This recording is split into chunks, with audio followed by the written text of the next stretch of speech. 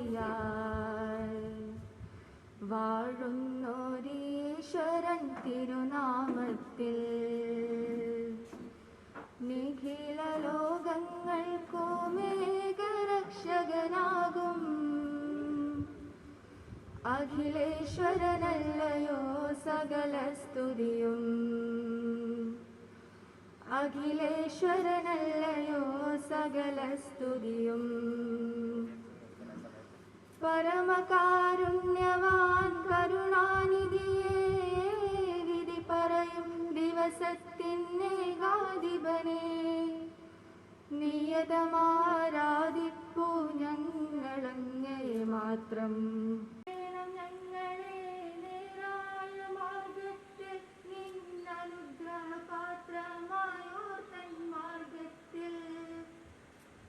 അങ്ങയാൽ കോപിക്കപ്പെട്ടോരുടെ വഴിയല്ല ആനന്ദയാലുവായി ദാക്ഷിണ്യശാലിയ വാഴുന്നോരീശ്വരൻ തിരുനാമത്തിൽ നിഖില ലോകങ്ങൾക്കുമേകരക്ഷകനാകും അഖിലേശ്വരനല്ലയോ സകല സ്തുതിയും. രക്ഷിതാക്കളെ, സഹപ്രവർത്തകരെ, വിദ്യാർത്ഥിനികളെ, നമുക്ക് ഏവർക്കും അറിയാം, നാം ഇന്ന് ഈ ചടങ്ങിൽ ബഹുമാന്യനായ നമുക്ക് ഏവർക്കും സുപരിചിതനായ നമ്മുടെ ബഹുമാന്യ സഹോദരൻ പത്മശ്രീ അലി മണിക്ഫാൻ അദ്ദേഹത്തെ സ്വീകരിക്കുക എന്നുള്ളതാണ് നമ്മുടെ ലക്ഷ്യം. നമ്മൾക്ക് വളരെ ഏറെ സുപരിചിതനാണ്. വളരെ കാലം മുമ്പ് തന്നെ നമ്മളിലേവരും പേരുകൊണ്ട് അദ്ദേഹത്തെ അറിയുന്നതാണ്. പ്രത്യേകിച്ച് മുസ്ലിം കമ്മ്യൂണിറ്റിയിൽ നമ്മുടെ മാസപ്പിറവിയുമായി ബന്ധപ്പെട്ട വിഷയങ്ങളിൽ എല്ലാ വർഷവും അദ്ദേഹത്തിൻ്റെ പേര് നമ്മുടെ സദസ്സുകളിൽ മെൻഷൻ ചെയ്യപ്പെടാറുണ്ട്.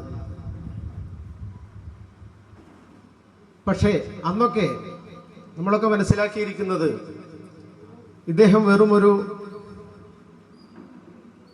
ഗോളശാസ്ത്രം അല്ലെങ്കിൽ ലൂനാർ കലണ്ടർ ആ മേഖലയുമായി ബന്ധപ്പെട്ട് മാത്രം അറിയുന്ന ഒരു വ്യക്തിത്വമാണ്, ഒരു പണ്ഡിതൻ ആണ് എന്നാണ് നമ്മളൊക്കെ മനസ്സിലാക്കിയിരുന്നത്. കാരണം ഗോളശാസ്ത്രത്തിൽ മാത്രമല്ല മറ്റ് അനേക ശാസ്ത്ര മേഖലകളിൽ അദ്ദേഹത്തിന് അഗാധമായ പാണ്ഡിത്യം ഉണ്ട്. മറൈൻ ബയോളജിയിലും ജിയോഗ്രഫിയിലും agriculture, ecology, social science, traditional ship building, education, അങ്ങനെ തുടങ്ങി ഒരുപാട് മേഖലകളിൽ അദ്ദേഹത്തിന്റെ പ്രാവീണ്യം തെളിയിച്ചിട്ടുണ്ട്. അദ്ദേഹത്തിന് അഗാധ പാണ്ഡിത്യമുണ്ട് എന്ന് മനസ്സിലാക്കുവാൻ കഴിഞ്ഞു. ഏതാണ്ട് 15ഓളം ഭാഷകളിൽ അദ്ദേഹത്തിന് പ്രാവീണ്യമുണ്ട്. എഴുതുവാനും വായിക്കുവാനും സംസാരിക്കുവാനും അറിയാം എന്നാണ് മനസ്സിലാക്കുവാൻ കഴിയുന്നത്. ഇന്നത്തെ ഈ ഒരു കാലഘട്ടത്തിൽ പുരസ്കാരത്തിന്റെ കാര്യത്തിൽ വളരെ മൂല്യശോഷണം സംഭവിച്ചുകൊണ്ടിരിക്കുന്ന ഈ ഒരു കാലഘട്ടത്തിൽ എന്തുകൊണ്ടും സത്യത്തിൽ വളരെ നേരത്തെ തന്നെ അദ്ദേഹം ബഹുമാനിക്കപ്പെടേണ്ടതായിരുന്നു, ആദരിക്കപ്പെടേണ്ടതായിരുന്നു. അതിൽ രണ്ടഭിപ്രായം ഉണ്ടാകില്ല എന്നാണ് എൻ്റെ അഭിപ്രായം. ആദ്യമായി ഈ എന്തുകൊണ്ടും ഇതിന് അർഹനായിരിക്കുന്ന ഇദ്ദേഹത്തെ ആദ്യമായി എൻ്റെ ഹൃദയംഗമായ അഭിനന്ദനങ്ങൾ അറിയിക്കുകയാണ്. അദ്ദേഹത്തിനും കുടുംബത്തിനും ആയുസ്സും ആരോഗ്യവും ഉണ്ടാവട്ടെ എന്ന് പ്രാർത്ഥിക്കുകയും ചെയ്യുന്നു. ഈ ആദരവ് അദ്ദേഹത്തിന് ലഭിച്ചപ്പോൾ സത്യത്തിൽ അദ്ദേഹമല്ല ആദരിക്കപ്പെട്ടത്, മറിച്ച് രാഷ്ട്രം തന്നെയാണ് ആദരിക്കപ്പെട്ടത് എന്നുള്ള കാര്യവും നമുക്ക് വിസ്മരിക്കാവുന്നതല്ല. ഇദ്ദേഹത്തിന്റെ ഈ അഭിനന്ദനത്തിന് ഏറ്റവും മൂല്യമുള്ളത്, ഏറ്റവും പ്രാധാന്യം അർഹിക്കുന്നത് നമ്മളിൽ നിന്നും സാധാരണ നമ്മൾ ഇവിടെ ഈ കോളേജിന്റെ ചരിത്രത്തിൽ ഒരുപാട് ആൾക്കാരെ നമ്മൾ ആദരിച്ചിട്ടുണ്ട്. പക്ഷെ അതിൽ നിന്നും വ്യത്യസ്തമായി വളരെ വലിയൊരു പ്രതിഭയെയാണ് നമ്മളിവിടെ ആദരിക്കുന്നത്. അതിനുള്ള ഏറ്റവും പ്രധാനപ്പെട്ട കാരണം, നമ്മളിൽ പലർക്കും ഔപചാരികമായ വിദ്യാഭ്യാസമുണ്ട്, അക്കാദമിക്കൽ ഫീൽഡിൽ ഉന്നതമായ എക്സലൻ്റ് ആയിട്ടുള്ള സംഭാവനകൾ നൽകിയിട്ടുണ്ട്, അവരൊക്കെ ആദരിക്കപ്പെട്ടിട്ടുണ്ട്. പക്ഷേ അതിൽ നിന്നും വ്യത്യസ്തമായി ഔപചാരികത എന്നുള്ള ഔപചാരികമായ വിദ്യാഭ്യാസത്തിൽ നിന്നും വിട്ടുനിന്നുകൊണ്ട്, അതിൽ നിന്നും വിട പറഞ്ഞുകൊണ്ട് അനൗപചാരികമായ വിദ്യാഭ്യാസത്തിലൂടെ സ്വന്തമായ നിഗമനം, നിരീക്ഷണം, ഗവേഷണത്തിലൂടെ ഒരുപാട് കാര്യങ്ങൾ അദ്ദേഹം കണ്ടുപിടിച്ചിട്ടുണ്ട്. നിങ്ങൾ കേട്ടിട്ടുണ്ടാവാം അദ്ദേഹത്തെ കണ്ടുപിടുത്തത്തെക്കുറിച്ച്. ഒരു സൈക്കിൾ സ്വന്തമായി നിർമ്മിച്ച് അദ്ദേഹവും മകനും ഡൽഹി വരെ പോയി യാത്ര ചെയ്തതിനെ കുറിച്ചും, അതുപോലെ തന്നെ സ്വന്തമായി കപ്പൽ നിർമ്മിച്ചതിനെ കുറിച്ചൊക്കെ നിങ്ങൾ കേട്ടിട്ടുണ്ടാവാം. ഇതൊക്കെ ഒരു സാധാരണക്കാരനായ ഒരു മനുഷ്യന്, ഒരു വിദ്യാഭ്യാസമില്ലാത്ത, ഫോർമൽ വിദ്യാഭ്യാസം ഇല്ലാത്ത ഒരു മനുഷ്യന് എത്രമാത്രം സാധിക്കുന്നു എന്നുള്ളത് വളരെ ചിന്തനീയമായ ഒരു കാര്യമാണ്. പ്രത്യേകിച്ചും ഈ ആധുനിക കാലഘട്ടത്തിലെ വിദ്യാഭ്യാസ സമ്പ്രദായത്തിലൂന്നി നിങ്ങൾ ചിന്തിക്കുമ്പോൾ വളരെ പ്രാധാന്യമർഹിക്കുന്ന ഒരു വിഷയമാണ്. എൻ്റെ സമയം ഞാൻ കൂടുതൽ നീട്ടുന്നില്ല. പ്രഗത്ഭരായ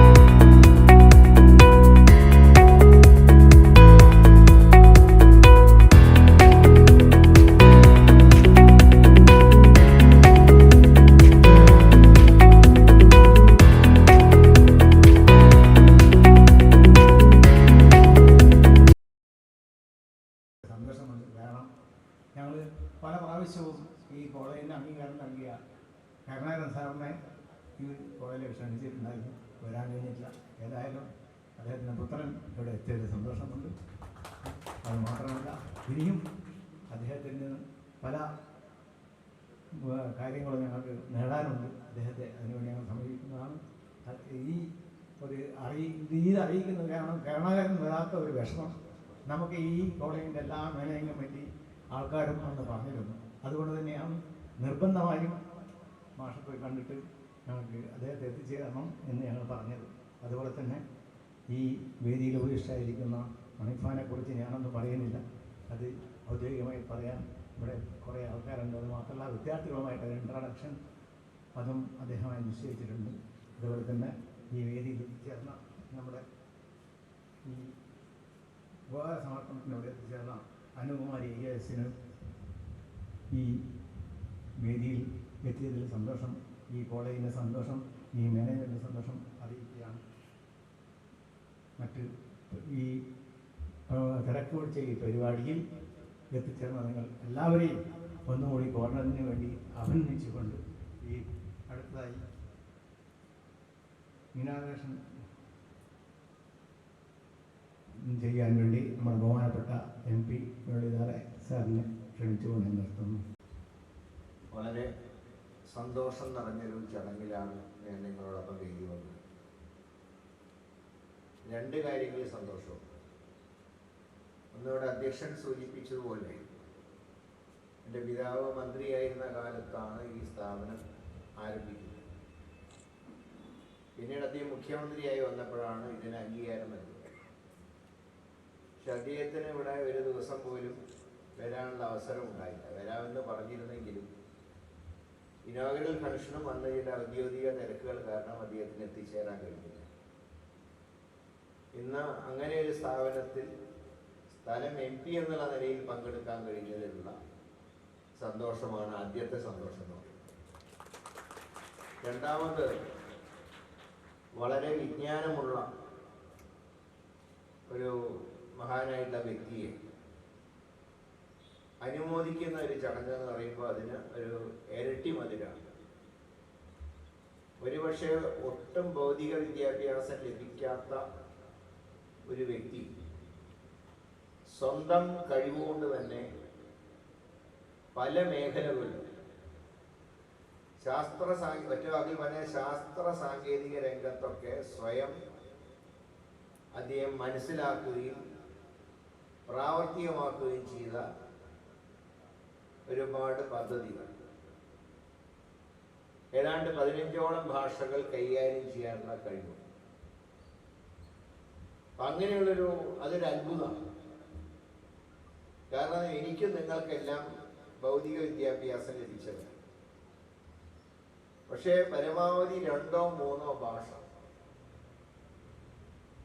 അതിൽ കൂടുതൽ അറിയുന്നവരുടെ എണ്ണം വളരെ കുറവാണ്. എന്നോട് സബ് കളക്ടർ ചോദിക്കുകയായിരുന്നു ഹിന്ദി അറിയോ. ഞാൻ പറഞ്ഞു ഹിന്ദി എഴുതാനൊക്കെ അറിയാം, കാരണം 10ാം ക്ലാസ് വരെ നല്ല മാർക്ക് കിട്ടിയിരുന്ന ഹിന്ദിയിലായി. 10ാം ക്ലാസ്സിൽ മലയാളത്തിൽ കൂടുതൽ മാർക്ക് കിട്ടിയപ്പോൾ മലയാളത്തിൽ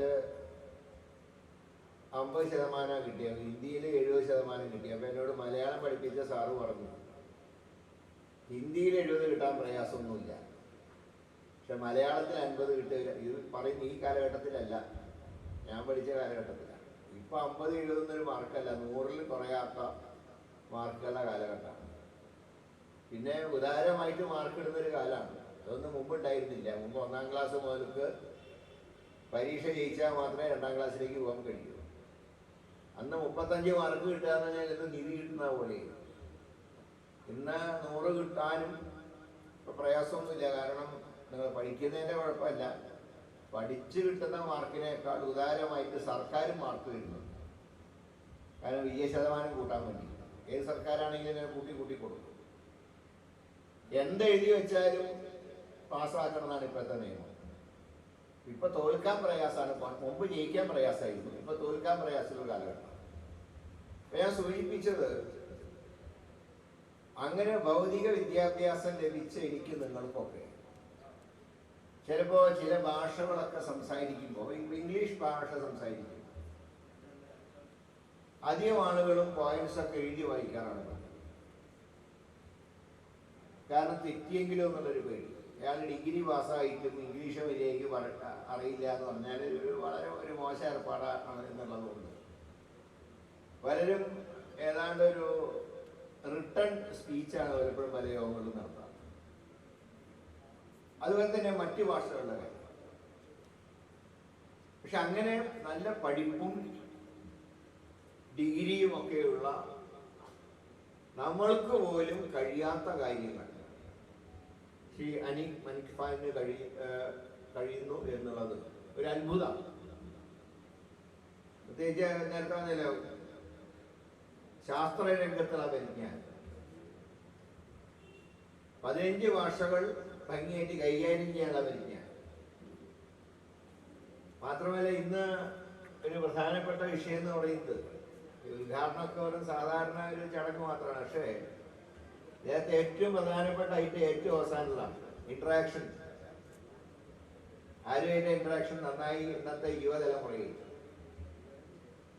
ഇന്നത്തെ നമ്മുടെ വിദ്യാർത്ഥികൾ എല്ലാ കാര്യങ്ങളും നെറ്റിലൂടെയും അതുപോലെ വാട്സപ്പിലൂടെയൊക്കെ കൈകാര്യം ചെയ്യുന്ന ഒരു തലമുറയുമായിട്ട് ഭൗതിക വിദ്യാഭ്യാസം ഒട്ടും ലഭിക്കാത്ത ഒരു വ്യക്തി ഇന്ററാക്ട് ചെയ്യുന്നു എന്ന് പറയുന്നത് തന്നെ ഒരു അത്ഭുതം.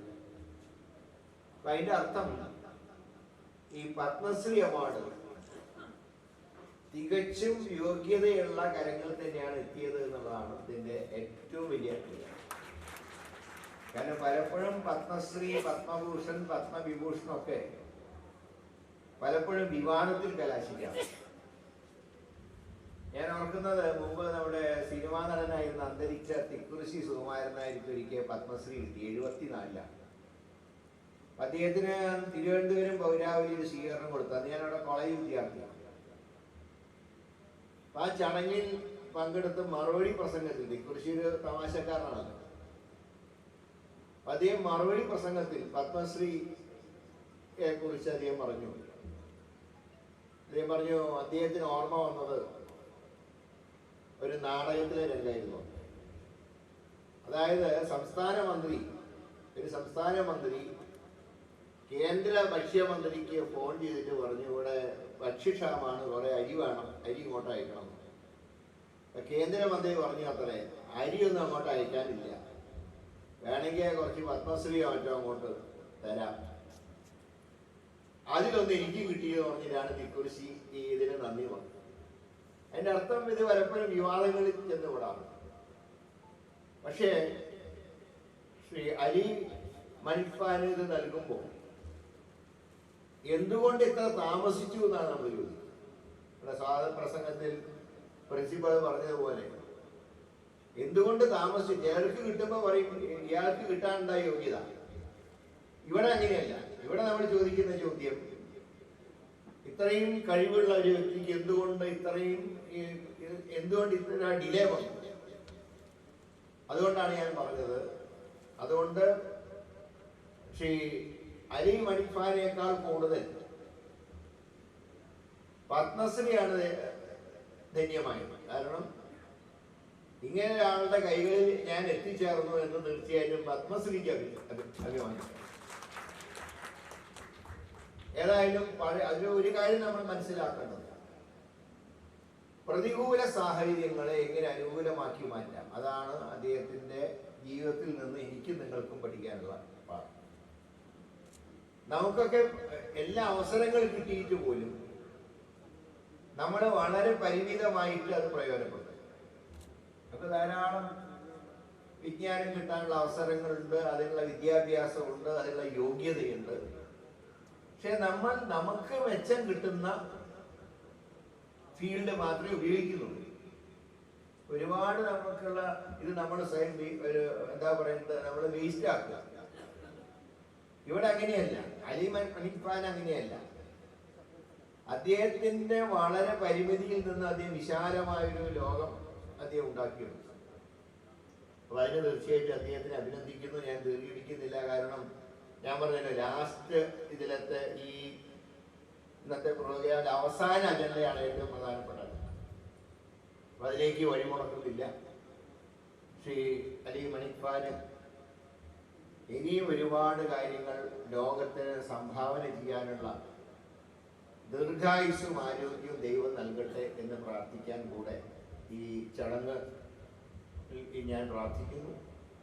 ഇങ്ങനെ ചടങ്ങ് ഉദ്ഘാടനം ചെയ്യാൻ കഴിഞ്ഞത് ഒരു ജനപ്രതിനിധി എന്നുള്ള നിലയിലുള്ള എൻ്റെ ഭാഗ്യമായി കൂടെ ഞാൻ കരുതുകയാണ്. കാരണം ഇതുപോലെ ഇത്രയും വിജ്ഞാനമുള്ള ഒരു വ്യക്തി അഭിനന്ദിക്കാനുള്ള അവസരം ഇതുവരെ ഉണ്ടായിട്ടില്ല.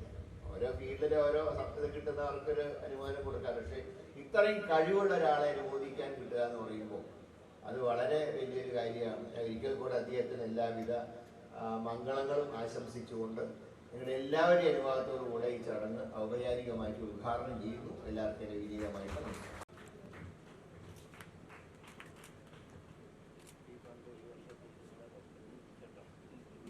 അടുത്തത് തന്നിട്ടുണ്ട്. ജീവിത രീതിയിലും വേഷത്തിൽ പോലും ലാളിത്യം കാത്തുസൂക്ഷിച്ചുവെന്ന മണിഫാന് ഇപ്പോൾ പത്മശ്രീ ആദരിക്കുമ്പോഴും ശൈലിയിൽ മാറ്റമില്ല. അടുത്തതായി എല്ലാവർക്കും നമസ്കാരം. So I think I can understand spoken Malayalam, but സംസാരിക്കാൻ കുറച്ച് ബുദ്ധിമുട്ടുണ്ട്. അതുകൊണ്ട് ഞാൻ ഇംഗ്ലീഷിൽ സംസാരിക്കാം. So basically, I understood what Honorable MP had to say, and I totally agree with that. And my dear children, especially my dear girls out there, you know, I have this one particular thing to request to you. When we have such an honorable, dedicated man in front of us, like Mr. Ali, he does not have much of a formal education, and yet this man excels in so many fields. He is aware of 14 languages. Right now, as I told you, I am struggling with one language that is not my native language, means Malayalam.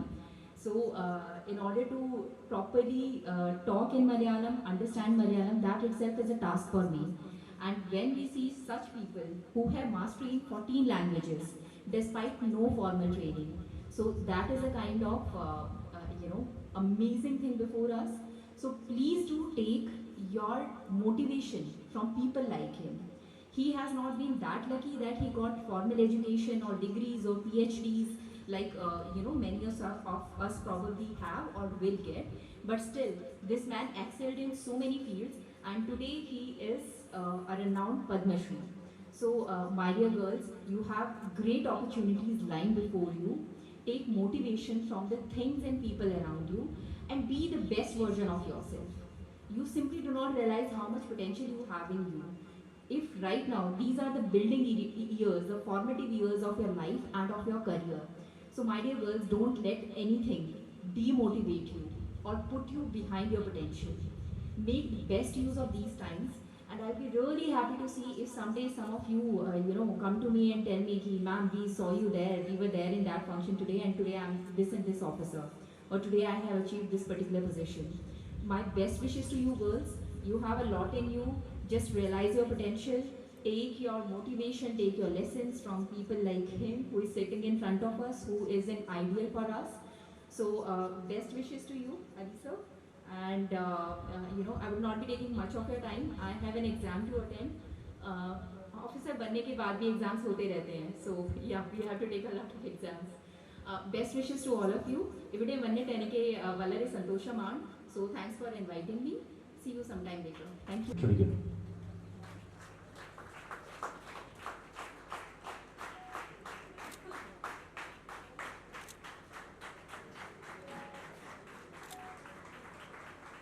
നമ്മോട് രണ്ട് വാക്ക് സംസാരിക്കുക. നമ്മുടെ കോളേജിനെ സംബന്ധിച്ചിടത്തോളം തികച്ചും സന്തോഷകരമായ ഒരു ധന്യ മുഹൂർത്തമാണിത്.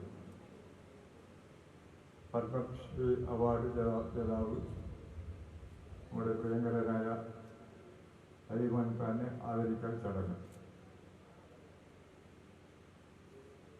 ഈ അവാർഡ് ലഭിച്ചതിന് ശേഷമുള്ള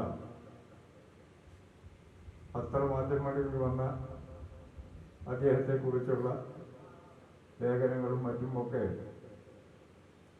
വായിച്ചപ്പോഴാണ് യഥാർത്ഥത്തിൽ അലിമണി ഖാൻ ഒരു അറിവിൻ്റെ സാഗരമാണെന്ന് മനസ്സിലായി. അതിനു മുമ്പ് ഈ മാസപ്പിറവിയും അതുപോലെ തന്നെ ഈ ജനാധിപത്യ കമ്മിറ്റി എന്നൊക്കെ പറഞ്ഞുകൊണ്ട് പത്രത്തിൽ വരാറുണ്ടെങ്കിലും അദ്ദേഹത്തിൻ്റെ ഈ കഴിവും അതുപോലെ തന്നെ അദ്ദേഹത്തിൻ്റെ ഈ ഗോളശാസ്ത്രത്തിലുള്ള ആ പാണ്ഡിത്യവുമൊക്കെ വേണ്ടത്ര സമൂഹത്തിന് മനസ്സിലാക്കാൻ കഴിഞ്ഞിട്ടില്ലായിരുന്നു. തികച്ചും ഈ അവാർഡ് ലഭിച്ചതിന് ശേഷം അദ്ദേഹത്തെക്കുറിച്ച് ആളുകൾ പഠിക്കാനും മനസ്സിലാക്കാനും കഴിഞ്ഞു. വലിയ വലിയ പഠന കേന്ദ്രങ്ങളിലും പോകാതെ തന്നെ അദ്ദേഹത്തിൻ്റെ സ്വയം പ്രയത്നവും പരിശ്രമവും കൊണ്ടാണ് ഇത്തരത്തിൽ അദ്ദേഹത്തിന് ഉയരാൻ കഴിഞ്ഞതെന്ന് ഞാൻ മനസ്സിലാക്കുന്നു. അതായത് നമ്മുടെ നാട്ടിനെ സംബന്ധിച്ചിടത്തോളം ഇത് നമ്മൾക്ക് ഒരു അഭിമാനമാണ്. തികച്ചും അദ്ദേഹത്തിൻ്റെ വ്യക്തി ജീവിതത്തിലും എല്ലാം വളരെ ലാളിത്യം സ്വീകരിച്ചുകൊണ്ട് പോകുന്ന ഒരു മഹാൻ വ്യക്തിത്വം. ഏതായാലും ഞാൻ എൻ്റെ വാക്കുകൾ കൂടുതൽ ദീർഘിക്കുന്നില്ല.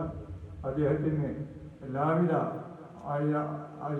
ആരോഗ്യ ആശംസകളും മംഗളങ്ങളും അർപ്പിച്ചുകൊണ്ട് ഈ പരിപാടിക്ക് എല്ലാവിധ ആശംസകളും അർപ്പിച്ചുകൊണ്ട് ഞാൻ എൻ്റെ വാക്കുകൾ നിർത്തുന്നു. അസ്സലാമു താങ്ക് യു സാർ. അടുത്തത് ആശംസകൾ അർപ്പിച്ചുകൊണ്ട് സംസാരിക്കുന്നത് പ്രൊഫസർ ഖൈറുന്നീസ എസ്.വി.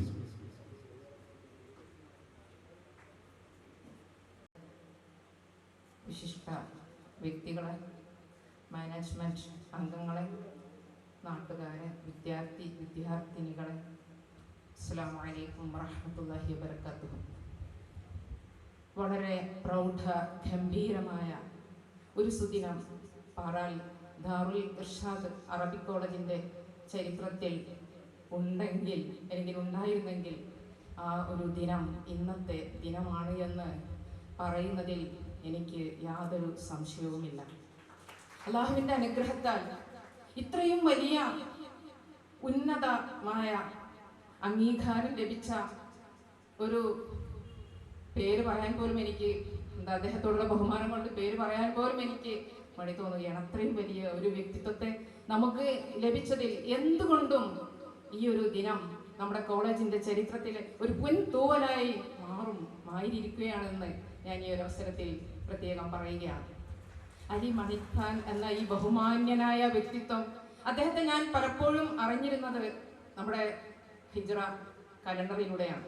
അതിനപ്പുറം ഇത്രയും വലിയ ഒരു അറിവിന്റെ സാഗരമാണ് അദ്ദേഹം എന്നുള്ളത് ഈ ഒരു പത്മശ്രീ അവാർഡ് ലഭിച്ചത് കൊണ്ട് മാത്രമാണ് എന്ന് പറയാതിരിക്കാൻ വയ്യ.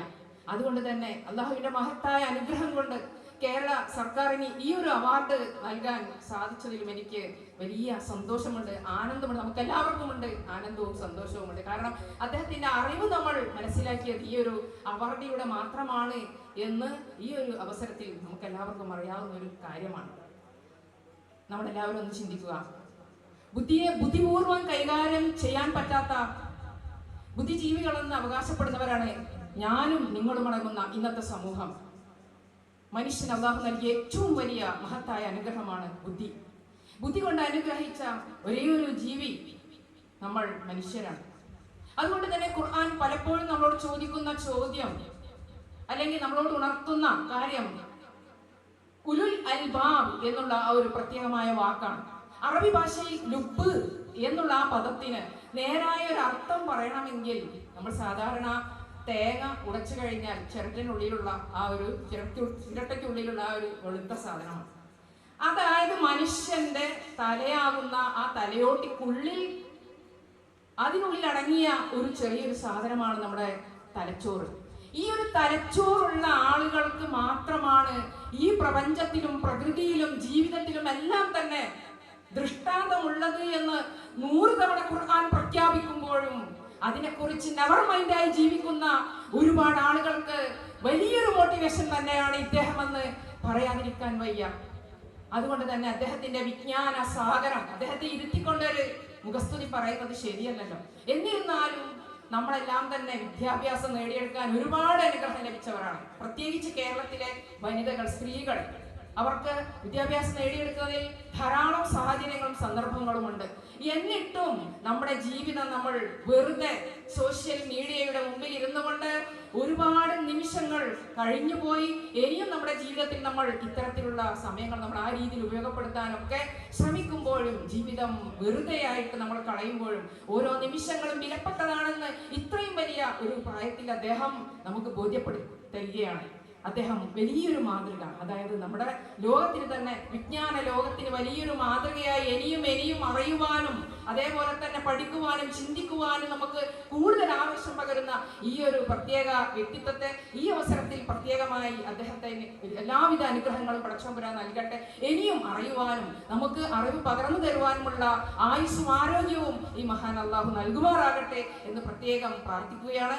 ഈ സ്വീകരണ ചടങ്ങിൽ പങ്കെടുത്ത എല്ലാവർക്കും, അതായത് പ്രത്യേക വ്യക്തിത്വങ്ങൾ, നമ്മുടെ മുരളീധരൻ MP, അതേപോലെ തന്നെ നമ്മുടെ സബ് കളക്ടർ അനുകുമാരി, അതേപോലെ തന്നെ നമ്മുടെ കോളേജിന്റെ മാനേജർ ബഷീർക്ക, അതുപോലുള്ള വിശിഷ്ട വ്യക്തിത്വങ്ങളെ എല്ലാവർക്കും, ഇതിൽ പങ്കെടുത്ത എല്ലാവിധ ആളുകൾക്കും എൻ്റെ എല്ലാവിധ ആശംസകളും ഈ പരിപാടിക്ക് ഒരുപാട് നൽകിക്കൊണ്ട് അള്ളാഹു എല്ലാവിധ അനുഗ്രഹങ്ങളും ഇനിയും ചൊരിയുമാറാകട്ടെ മാറട്ടെ. നമ്മുടെ ഈ കോളേജിൽ ഇത്തരത്തിലുള്ള പരിപാടികൾ വെക്കുവാനും അതേപോലെ തന്നെ ഇത്തരത്തിലുള്ള ആളുകൾ, അതായത് പ്രത്യേകിച്ച് പറയുകയാണെങ്കിൽ അദ്ദേഹത്തെ ലഭിച്ചതിൽ ഒരിക്കൽ കൂടി എനിക്ക് ഒരുപാട് അദ്ദേഹത്തോട് നന്ദിയുണ്ട്. വളരെ പ്രയാസപ്പെട്ട് ഇവിടെ വന്നതിനും നന്ദിയുണ്ട്, ഒരുപാട് നന്ദി ഒരിക്കൽ കൂടി അറിയിച്ചുകൊണ്ട് എല്ലാവിധ ആശംസകളും എല്ലാവിധ അനുഗ്രഹങ്ങളും പടച്ചതമ്പുരാൻ നൽകുമാറാകട്ടെ എന്നുകൂടി പറഞ്ഞുകൊണ്ട് എൻ്റെ വാക്കുകൾ എല്ലാവിധ ആശംസകളും ഒരിക്കൽ കൂടി പറഞ്ഞുകൊണ്ട് നിർത്തുന്നു. അസ്സലാമു അലൈക്കും വറഹ്മത്തുള്ളാഹി വബറകാതുഹു.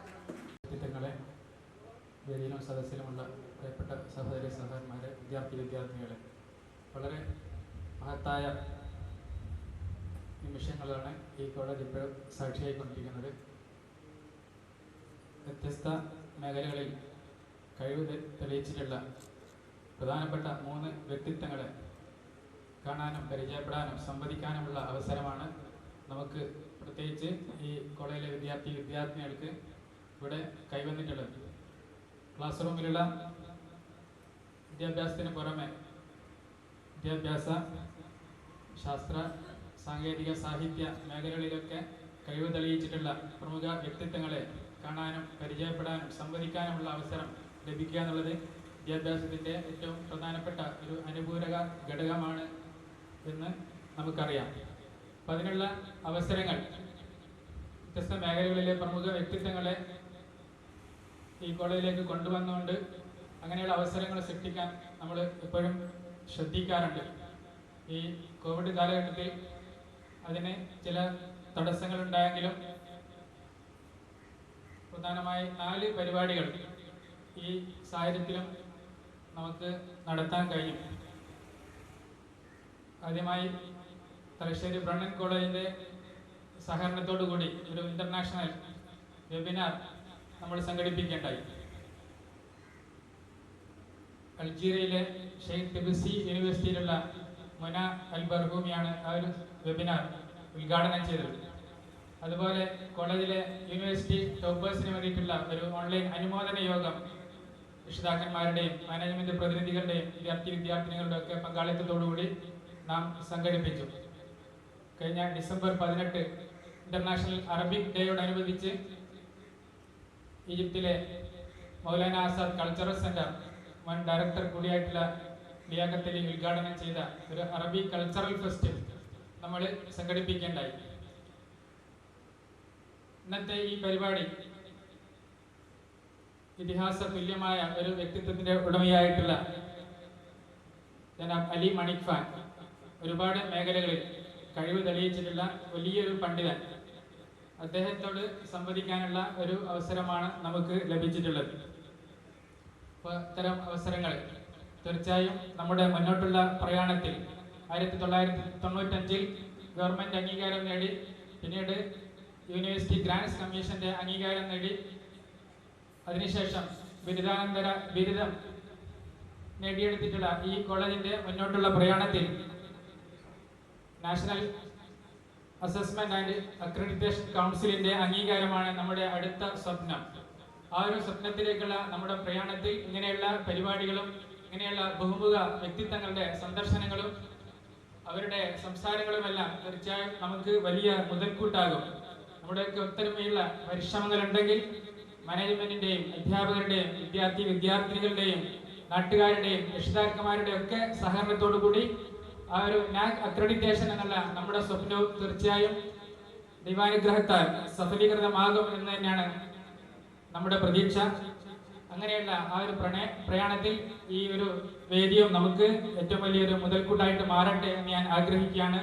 നമ്മൾ ഇന്ന് ആദരിക്കുന്ന ബഹുമാന്യ പണ്ഡിതൻ അലി മണിക് ഖാനെ വ്യക്തിപരമായി എല്ലാവിധ ആശംസകളും പ്രാർത്ഥനകളും അറിയിക്കുകയാണ്.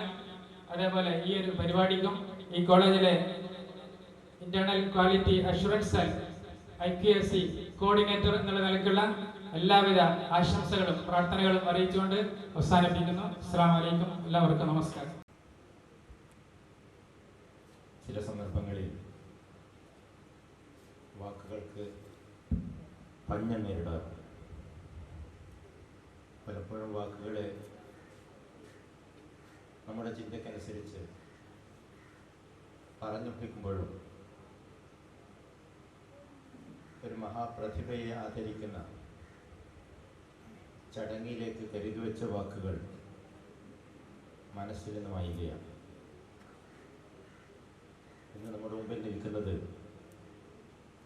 സാധാരണക്കാരിൽ അസാധാരണക്കാരനായ വ്യക്തിയാണ്.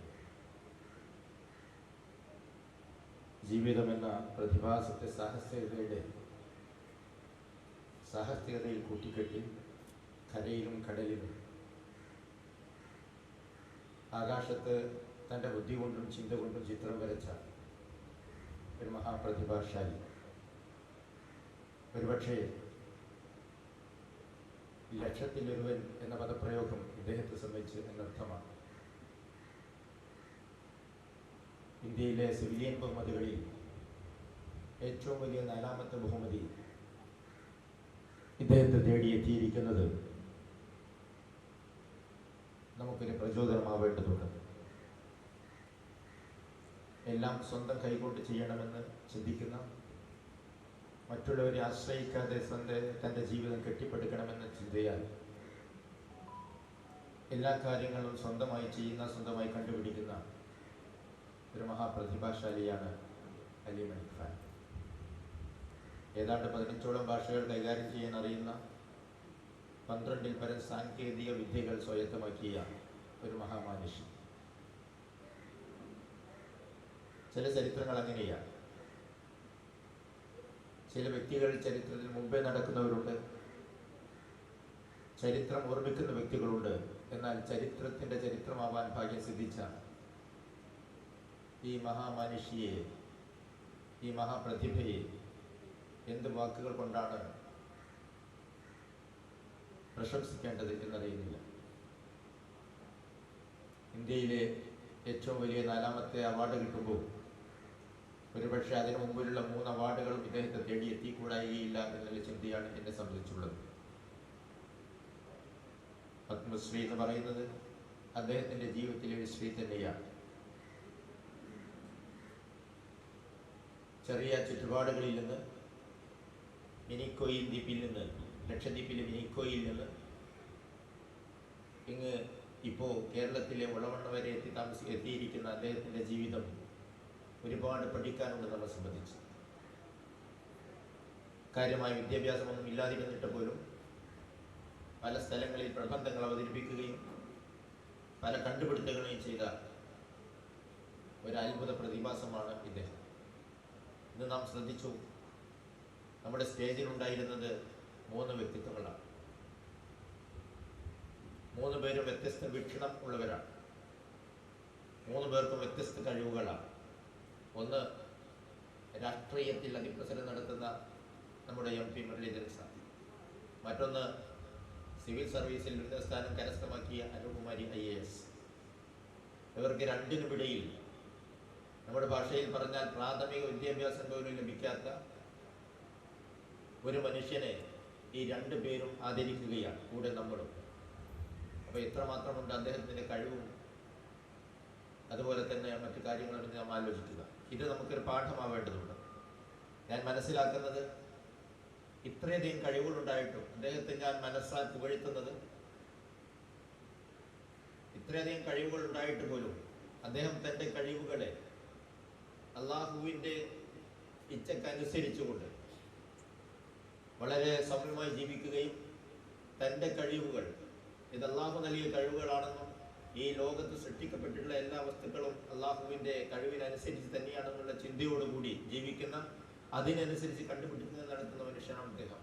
റബ്ബനാ മാ ഖലഖ്ത ഹാദാ ബാത്തില എന്ന് പറയുന്ന ആ ചിന്താഗതിയിലേക്ക്, അള്ളാഹു പ്രപഞ്ചത്തിലേക്ക് നോക്കി ഇതൊന്നും വെറുതെ സൃഷ്ടിച്ചതില്ലല്ലോ തമ്പുരാനെ, ഞങ്ങൾക്ക് മനസ്സിലാക്കാനും പഠിക്കാനും ഉള്ളതാണല്ലോ എന്ന പാഠഭേദം പറഞ്ഞു കൊടുക്കുന്ന, പറഞ്ഞു നൽകുന്ന, പകർന്നു നൽകുന്ന ഒരു വ്യക്തിയാണ് ബഹുമാന്യനായ അലി മണിക് ഖാൻ. അദ്ദേഹത്തിൻ്റെ ഒരുപാട് വീഡിയോകൾ ഞാൻ 2-3 ദിവസമായി സന്ദർശിച്ചു. അതിലെല്ലാം അദ്ദേഹം പറയുന്ന കാര്യങ്ങൾ വളരെ വളരെ ചെറിയ, നമുക്ക് ഉൾക്കൊള്ളാൻ പറ്റുന്ന ഒരുപാട് കാര്യങ്ങളാണ് അദ്ദേഹം അതുമായി പങ്കുവെക്കുന്നത്. ഇൻഷാ അല്ലാഹ് നമ്മുടെ ഇന്റർനാഷണൽ സെക്ഷനിൽ അതെല്ലാം ഉണ്ടാവുമെന്ന് വിചാരിക്കുകയാണ്. ഏതായിരുന്നാലും ഈ പരിപാടിക്ക് എല്ലാവിധ ആശംസകൾ അർപ്പിക്കുകയാണ്. പത്മശ്രീ ജേതാവ് അലി മണിക് ഖാൻ സാർ, കോളേജിൻ്റെ അമരക്കാരെ, സഹപ്രവർത്തകരെ, സുഹൃത്തുക്കളെ, വിദ്യാർത്ഥിനികളെ, നാട്ടുകാരെ, അസ്സലാമു അലൈക്കും. ദാറുൽ ഇർഷാദ് അറബിക് കോളേജിലെ ഒട്ടേറെ വർഷത്തെ അനുഭവവും ആ പ്രവർത്തനങ്ങളിലുള്ള പങ്കാളിത്തവും ഓർമ്മയിൽ നിലനിൽക്കുന്നുവെങ്കിലും ഇന്നിവിടെ ലഭിച്ചതുപോലെയുള്ള ഒരു മഹത്തായ ആഹ്ലാദത്തിൻ്റെയും ഉദാത്തമായ ഒരു സ്ഥാനത്തിൻ്റെയും അലങ്കരണം ഒരിക്കലും ലഭിച്ചിട്ടില്ല എന്ന് പറയുന്നതിൽ എനിക്ക് അഭിമാനം മാത്രമേയുള്ളൂ.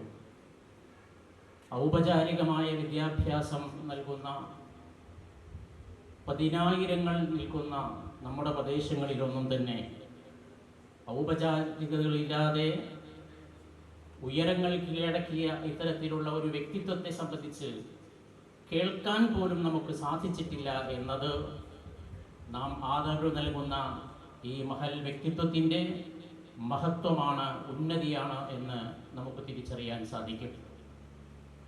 പഠിക്കുമ്പോഴും പഠിപ്പിക്കുമ്പോഴുമൊക്കെ ഇസ്ലാമിക ചരിത്രങ്ങളിൽ കടന്നുപോയിരിക്കുന്ന ഇബ്നു സീന, ഇബ്നു ഹസം പോലെയുള്ള ആളുകളുടെ വൈജ്ഞാനിക മേഖലയെയും ആഴങ്ങളെയും ചിന്തകളെയും സംബന്ധിച്ച് പഠിക്കുമ്പോൾ തന്നെ ഇത് സാധിക്കുമോ എന്ന, ഇതൊക്കെ സാധിച്ച വ്യക്തികൾ പഴയ കാലഘട്ടത്തിലുണ്ടായിരുന്നോ എന്ന ഒരു ചിന്തയായിരുന്നു ഉണ്ടായിരുന്നത്.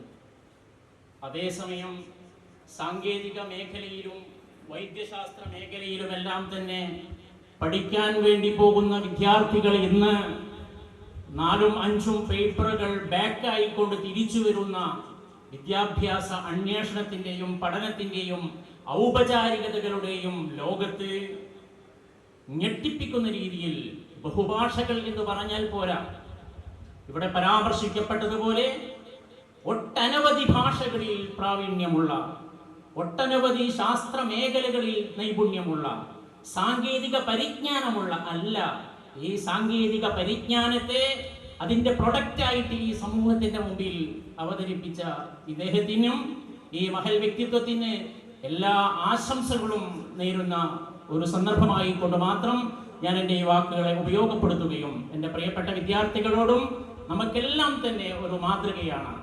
നാം ചെറിയ അറിവുകൾ ലഭിക്കുമ്പോഴേക്കും നാം വലിയവരാണ് എന്ന നാട്യമാണ് യഥാർത്ഥത്തിലുള്ളത്.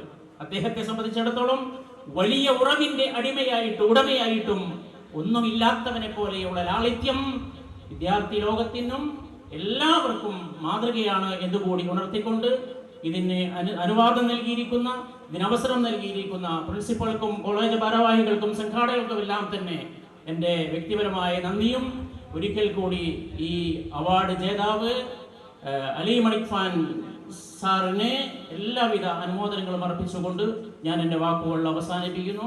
വആഖിറു ദഅവാനാ അനിൽ ഹംദുലില്ലാഹി റബ്ബിൽ ആലമീൻ. അസ്സലാമു അലൈക്കും വറഹ്മത്തുള്ളാഹി വബറകാതുഹു. തികച്ചും ഒരു ഔപചാരികതയുടെ പേരിൽ മാത്രമാണ് നിങ്ങളുടെ മുമ്പിൽ എഴുന്നേറ്റ് നിൽക്കുന്നത്. വളരെ ധന്യമായ ഒരു സദസ്സിൽ സാക്ഷിയാകുക എന്ന ഒരു സന്തോഷത്തോടെയാണ് ഇവിടെ വന്നത്. ഒരു മൂലയിൽ ഒതുങ്ങിയിരുന്ന് ഇവിടെ വേദിയിലെ പ്രസംഗങ്ങളൊക്കെ ശ്രദ്ധിച്ച് ആവശ്യമായത് നോട്ട് ചെയ്യേണ്ട പരിപാടിയായിരുന്നു. അപ്പോൾ എന്നെ പിടിച്ചുകൊണ്ടത് സ്റ്റേജിൽ ഇരുത്തിയത്, പിന്നെ സംസാരിക്കാനും വിളിച്ചു. ഏതായാലും ഒറ്റ കാര്യം മാത്രം പറയുകയാണ്, വിദ്യാഭ്യാസത്തിന് ഔപചാരികതയുടെയും അനൗപചാരികതയുടെയും 2 തലങ്ങളുണ്ട്. നമ്മളൊരാളെ അംഗീകരിക്കണമെങ്കിൽ അയാളുടെ കയ്യിലുള്ള സർട്ടിഫിക്കറ്റുകളും അംഗീകാര പത്രങ്ങളുടെയും എണ്ണം ചോദിച്ചിട്ട് ഒരാളെ അംഗീകരിക്കണമോ വേണ്ടയോ എന്ന ഒരു കൺസെപ്റ്റിന്റെ ലോകത്താണ് നമ്മളിപ്പോൾ ജീവിക്കുന്നത്. അതിൽ നിന്ന് വ്യത്യസ്തമായി ഇപ്പോൾ അദ്ദേഹത്തെ പറ്റി 4, 5, 6 പേജോളം ദൈർഘ്യമുള്ള ഒരു അഭിമുഖം വളരെ വിശദമായി 2 ലക്കം മുമ്പ് ഷബാബിൽ വന്നത് നിങ്ങളിൽ പലരും വായിച്ചിട്ടുണ്ടാവും. അതിൽ അദ്ദേഹം പറയുന്നത് ഔപചാരികമായ വിദ്യാഭ്യാസം എനിക്കില്ല എന്ന അഭിമാനത്തോടെ തന്നെയാണ് പറയുന്നത്. ഒരു കുറച്ചിലോടെയല്ല, അഭിമാനത്തോടെയാണ് പറയുന്നത്.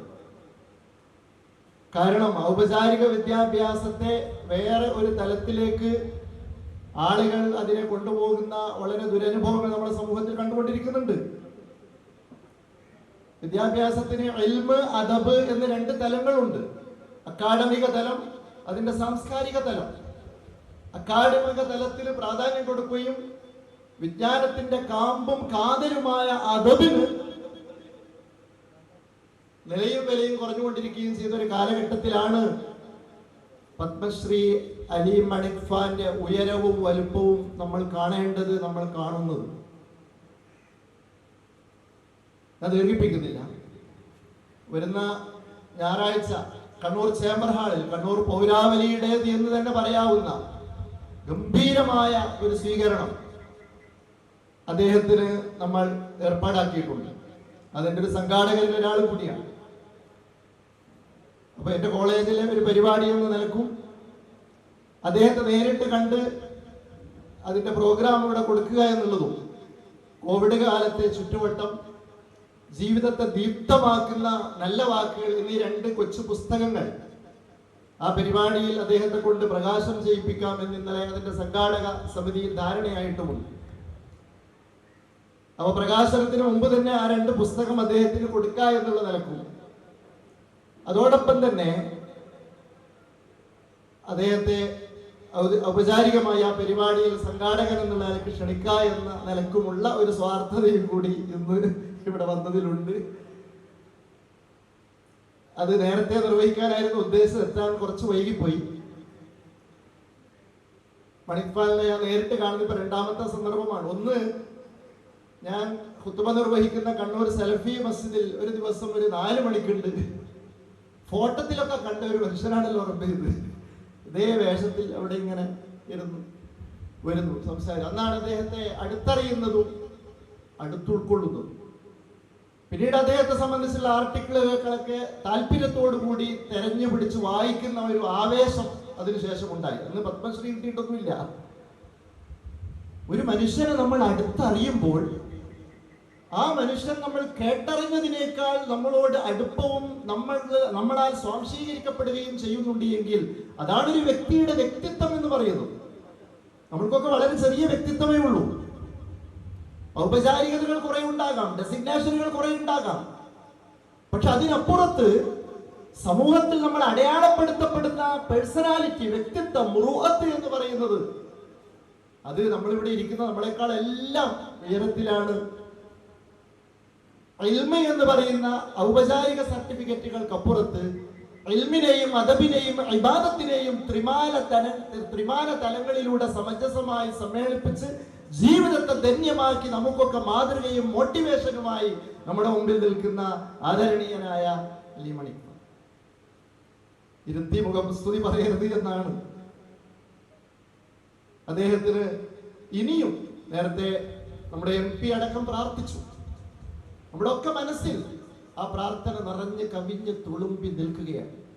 അല്ലാഹുവേ, ജഗദീശ്വരനായ പടച്ച തമ്പുരാനെ, കാരുണ്യവാനായ അല്ലാഹുവേ, ഈ വലിയ മനുഷ്യന് ഇനിയും ഈ സമൂഹത്തിൽ നിന്റെ മതത്തെ, പ്രപഞ്ചത്തിൽ മനുഷ്യനുള്ള സ്ഥാനത്തെ അടയാളപ്പെടുത്തുന്ന ഒരു ദൃഷ്ടാന്തമായി ഇനിയും സേവന നിമഗ്നനായി ആരോഗ്യ ഗാത്രത്തോടെ ഇനിയും ഈ സമൂഹത്തിൽ നിലനിൽക്കുവാൻ, സേവന നിരതരാകുവാൻ പടച്ചോൻ തമ്പുരാനെ നീ തൗഫീക്ക് നൽകണമേ എന്ന് പ്രാർത്ഥിച്ചുകൊണ്ട് ഇതിനവസരം നൽകിയ ഇതിന്റെ സംഘാടകർക്ക് പ്രത്യേക നന്ദി പറഞ്ഞുകൊണ്ട് ഞാൻ എൻ്റെ വാക്കുകൾക്ക് വിരാമം കുറിക്കുന്നു. ജയ് ഹിന്ദ്. അതിമഹത്തായ ഒരു ചടങ്ങിന് സാക്ഷ്യം വഹിച്ചുകൊണ്ടിരിക്കുകയാണ്. കഴിഞ്ഞ 38 വർഷമായി സ്ഥാപനത്തിൽ ഭാഗമായി തീർന്ന് കഴിഞ്ഞ വർഷം വിരമിച്ച എന്നെ സംബന്ധിച്ച് ഇത്തരമൊരു ചടങ്ങിലേക്ക് എത്തിച്ചേരുക എന്ന് പറയുന്നത്, ഈ ചടങ്ങിലേക്ക് ക്ഷണിക്കപ്പെടുക എന്ന് പറയുന്നത് മഹത്തായ ഒരു കാര്യമാണ്. കാരണം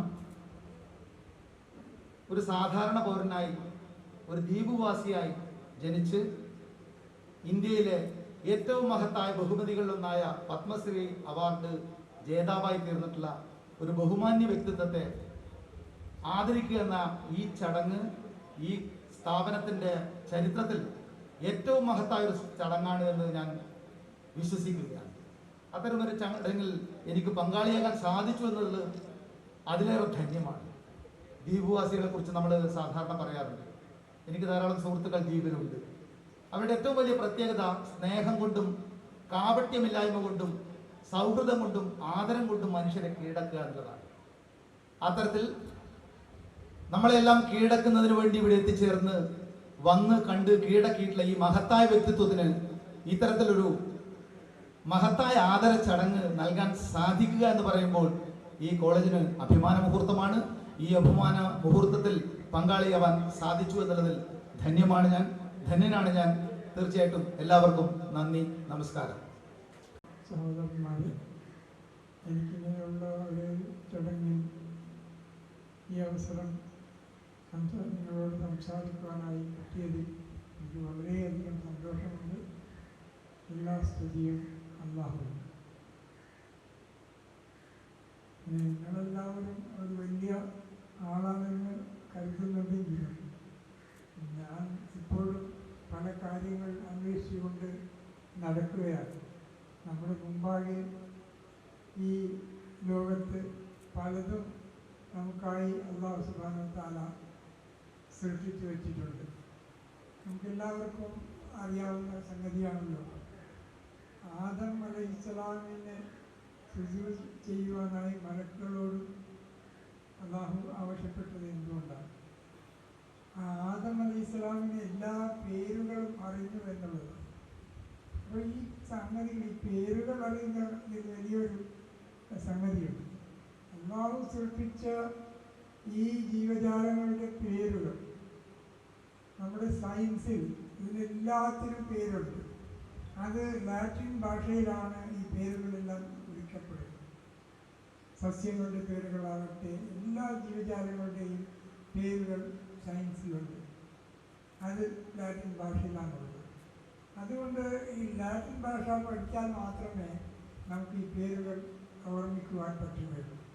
നമ്മളിപ്പോൾ കാണുന്ന മരങ്ങൾ, ചെടികൾ, നമുക്ക് ചെടികളും മരങ്ങളും മാത്രമാണ്. പക്ഷേ അവ ഓരോന്നും ഓരോ ഇനങ്ങളാണ്, ഓരോ വർഗ്ഗങ്ങളാണ്, ഓരോ സ്പീഷീസുകളാണ്.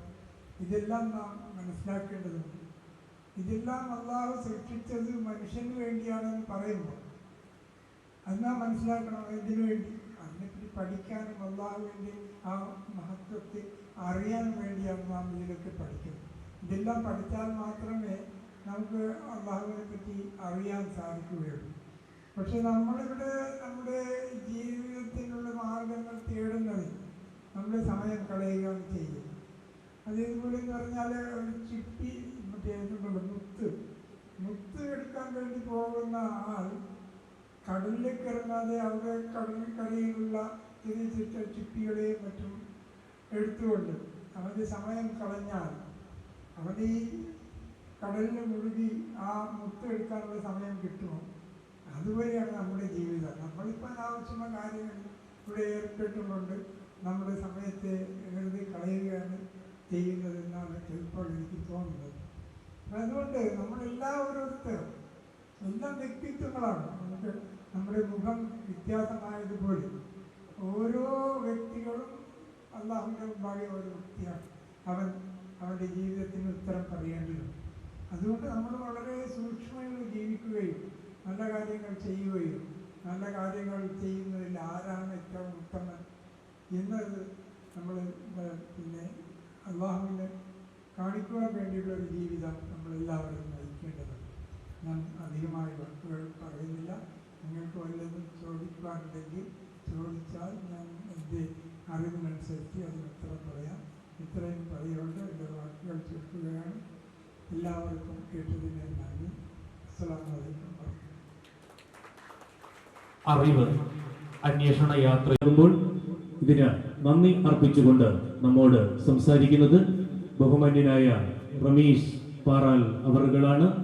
നന്ദി കഴിഞ്ഞാലുടൻ തന്നെ ആദരണീയരായ സ്റ്റേജിൽ ഉപവിഷ്ടരായ പ്രമുഖ വ്യക്തിത്വങ്ങളെ, സഹോദരി സഹോദരന്മാരെ, പാറാൽ ദാറുൽ ഇർഷാദ് അറബിക് കോളേജിനെ സംബന്ധിച്ചിടത്തോളം ഇന്ന് ഏറെ സന്തോഷത്തിൻ്റെയും അഭിമാനത്തിൻ്റെയും ഒരു ദിവസമാണ്.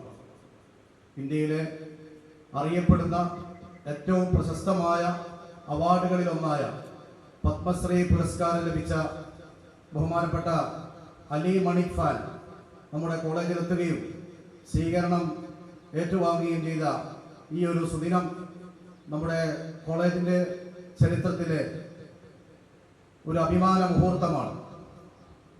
കരയിലും കടലിലും ആകാശത്തുമുള്ള എല്ലാ വിജ്ഞാനങ്ങളെക്കുറിച്ചും പഠിക്കുകയും മനസ്സിലാക്കുകയും ഗവേഷണം നടത്തുകയും നിരീക്ഷണം നടത്തുകയും ചെയ്തുകൊണ്ടിരിക്കുന്ന ഒരു മഹാപ്രതിഭയാണ് അലി മണിക് ഖാൻ. അദ്ദേഹം കൈവെക്കാത്ത മേഖലകളില്ല. എല്ലാ വിജ്ഞാനങ്ങളെക്കുറിച്ചും ഒരു അറിവിൻ്റെ സാഗരമാണ് അലി മണിക് ഖാൻ. അദ്ദേഹം ഇന്നിവിടെ വന്നതിൽ നമുക്കുള്ള സന്തോഷവും സ്നേഹവും അറിയിക്കുകയാണ്. ഈ പരിപാടി ഉദ്ഘാടനം ചെയ്തത് നമ്മുടെ ബഹുമാനപ്പെട്ട വടകര മണ്ഡലം MP കെ മുരളീധരൻ അവറുകളാണ്. അദ്ദേഹത്തിന് ഈ കോളേജിൻ്റെ എല്ലാവിധത്തിലുള്ള നന്ദിയും പ്രകാശിപ്പിക്കുന്നു. അലി മണിക് ഖാനുള്ള ഉപഹാര സമർപ്പണം നടത്തിയത് Thalassery sub collector Anukumari IAS അവറുകളാണ്. തിരക്കുകൾക്കിടയിലും ഇവിടെ എത്തി നമ്മുടെ ക്ഷണം സ്വീകരിച്ച് ഇവിടെ എത്തിയ അവർക്കും ഈ കോളേജിൻ്റെ എല്ലാവിധത്തിലുള്ള നന്ദിയും പ്രകാശിപ്പിക്കുകയാണ്. ഈ ചടങ്ങ് നിയന്ത്രിച്ചത് ഈ കോളേജിൻ്റെ ബഹുമാനപ്പെട്ട മാനേജർ MP അഹമ്മദ് ബഷീർ അവറുകളാണ്. അദ്ദേഹത്തിനും നന്ദി പ്രകാശിപ്പിക്കുന്നു. അലി മണിക് ഖാനുള്ള പൊന്നാട അണിയിച്ച നമ്മുടെ മാനേജിംഗ് കമ്മിറ്റി പ്രസിഡന്റും പാനൂർ നഗരസഭ വിദ്യാഭ്യാസ സ്റ്റാൻഡിംഗ് കമ്മിറ്റി ചെയർമാനുമായ PK ഇബ്രാഹിം ഹാജി അവർകളാണ്. അദ്ദേഹത്തെയും നന്ദി പ്രകാശിപ്പിക്കുകയാണ്. ഈ ചടങ്ങിൽ ആശംസകൾ അർപ്പിച്ചുകൊണ്ട് സംസാരിച്ച professor Khairunnisa SV, professor Muhammad Ashraf, Abdul Wahab, ഈ കോളേജിലെ മുൻ പ്രിൻസിപ്പൽമാരായ ഷംസുദ്ദീൻ പാലക്കോട്, അബ്ദുൽ കയ്യൂം പുന്നശ്ശേരി, നമ്മുടെ സഹോദര സ്ഥാപനമായ പാറാൽ DUP സ്കൂളിൻ്റെ മുൻ ഹെഡ് മാസ്റ്റർ മണിലാൽ സർ, എല്ലാവർക്കും ഈ കോളേജിൻ്റെ ഹൃദയംഗമായ നന്ദി പ്രകാശിപ്പിക്കുകയാണ്. അതുപോലെ തന്നെ നമ്മുടെ ക്ഷണം സ്വീകരിച്ച് ഇവിടെ എത്തിയ, നമ്മോട് സംസാരിച്ച, ഇനിയുള്ള സമയങ്ങളിൽ വിദ്യാർത്ഥികളുമായി ഇൻട്രാക്ഷൻ നടത്തുന്ന ബഹുമാനപ്പെട്ട പത്മശ്രീ ജേതാവ് അലി മണിക് ഖാനും ഈ കോളേജിൻ്റെ ഹൃദയംഗമായ നന്ദി പ്രകാശിപ്പിക്കുകയാണ്. ഈ പരിപാടിയിൽ പങ്കെടുത്ത മുഴുവൻ വിദ്യാർത്ഥിനികൾക്കും രക്ഷിതാക്കൾക്കും നാട്ടുകാർക്കും മാനേജിംഗ് കമ്മിറ്റി അംഗങ്ങൾക്കും മറ്റെല്ലാവർക്കും ഒരിക്കൽ കൂടി നന്ദി പ്രകാശിപ്പിച്ചുകൊണ്ട് അവസാനിപ്പിക്കുന്നു. വാഹിർ ദഅ്വാന അൽഹംദുലില്ലാഹി റബ്ബിൽ ആലമീൻ. അസ്സലാമു അലൈക്കും. ആദ്യമായി ചോദ്യം, ആഴക്കടലിന്റെ ആഴങ്ങളും അതുപോലെ അടിയിലുള്ള തിരമാലകളും ഇന്ന് ചർച്ച ചെയ്യപ്പെടുന്ന വിഷയങ്ങളാണ്. കടലുമായി കൂടുതൽ അറിവുള്ള വ്യക്തി എന്ന നിലയിൽ താങ്കളിൽ നിന്ന് കൂടുതൽ അറിയാൻ ആഗ്രഹമുണ്ട്. സമുദ്രത്തിന്റെ ആഴങ്ങളെ പറ്റി ഒന്ന് പരിചയപ്പെടുത്തി തരാമോ? ഞാൻ കടലിൽ സഞ്ചരിച്ചിട്ടുള്ളത്. കടലിലെ ഉപരിതല അവസ്ഥയെ പറ്റി മാത്രമേ എനിക്കറിയുള്ളൂ. അടിത്തട്ടുകളിൽ എന്താണ് സംഭവിക്കുന്നതെന്ന് എനിക്ക് പരിശോധിക്കുവാനുള്ള അവസരങ്ങളും കിട്ടിയിട്ടില്ല. ഞാൻ അതിനെപ്പറ്റി അധികം പഠിച്ചിട്ടുണ്ട്.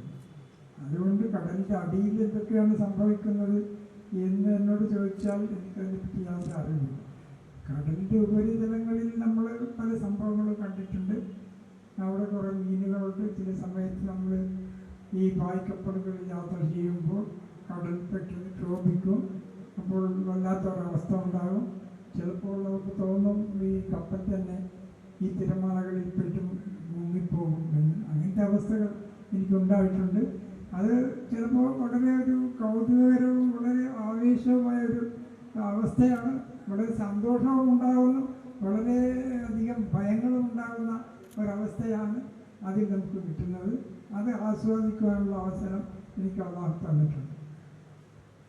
താങ്കളുടെ സമുദ്ര ഗവേഷണം ഉണരുന്നത് ഏകദേശം 400-ൽ പരം കടൽ മത്സ്യങ്ങളെ വർഗീകരിക്കുന്നതിൽ താങ്കൾ കൂടുതൽ പങ്കുവഹിച്ചിട്ടുണ്ട്. കടലിലെ ഒരു മത്സ്യത്തിന് താങ്കളുടെ പേര് വരാനുള്ള സാഹചര്യം ഒന്ന് പങ്കുവയ്ക്കാമോ? തിരുവനന്തപുരത്ത് നിന്ന് നേരെ പടിഞ്ഞാറോട്ട് പോയാൽ മിനിക്കോയിലെത്തും. അപ്പോൾ ഇത് ഒറ്റപ്പെട്ട് കിടക്കുന്ന ഒരു ചെറിയൊരു ദ്വീപാണ്. എൻ്റെ ചെറുപ്പകാലത്ത് അവിടെ ജനസംഖ്യ ഏതാണ്ട് 3500-4000 എന്ന രീതിയിലാണ് ഉണ്ടായിരുന്നത്. പക്ഷേ ഇന്നത് വളരെയധികം ഒരു 5 മടങ്ങ് വർദ്ധിച്ചിട്ടുണ്ടെന്ന് പറയാം. ആ കാലഘട്ടത്തിൽ ഞാൻ അവിടെ ജനിച്ചു വളർന്നു. കടലിൽ വളരെയധികം നമുക്ക് ലഗൂണുണ്ട്. ഈ ലക്ഷദ്വീപുകൾ പവിഴപ്പുറ്റ് ദ്വീപുകളാണ്. പവിഴപ്പുറ്റുകൾ കൊണ്ടാണ് ഈ ദ്വീപ് സമൂഹം ഉണ്ടാകുന്നത്. അങ്ങനെ ഈ കടലിൽ, അതായത് തടാകം പോലെയുള്ള ലക്ഷദ്വീപിൻ്റെ ലഗൂണിൽ, മിനിക്കോയിൻ്റെ ലഗൂണിൽ കളിച്ച് അതിൻ്റെ ചെറുപ്പകാലത്തിൽ ആ കളിയിലൂടെയാണ് ഞാൻ വളർന്നു വന്നത്. ആ സമയത്ത് തന്നെ എനിക്ക് മീനുകൾ പരിശോധിക്കുവാനുള്ള വളരെ ആഗ്രഹമുണ്ടായിരുന്നു. നമ്മളെങ്ങനെ ചെറിയ കുട്ടിക്കാലത്ത് നമ്മൾ പല മീനുകളെ പിടിക്കും, എന്നിട്ട് അതിനെ നല്ല വെള്ളത്തിൽ ജീവിക്കാൻ പറ്റുമോ എന്ന് പറയും നമ്മൾ പരിശോധനകൾ നടത്തും. അതായത് ആദ്യമായിട്ട് കടൽ വെള്ളത്തിലിടുക, പിന്നീട് മെല്ലെ മെല്ലെ നല്ല വെള്ളം ചേർത്തിക്കൊണ്ടുവന്ന് വരിക. അപ്പോൾ മുഴുവൻ നല്ല വെള്ളമായാൽ ചില മീനുകൾ ജീവിക്കും, ചില മീനുകൾക്ക് ജീവിക്കാൻ പറ്റില്ല.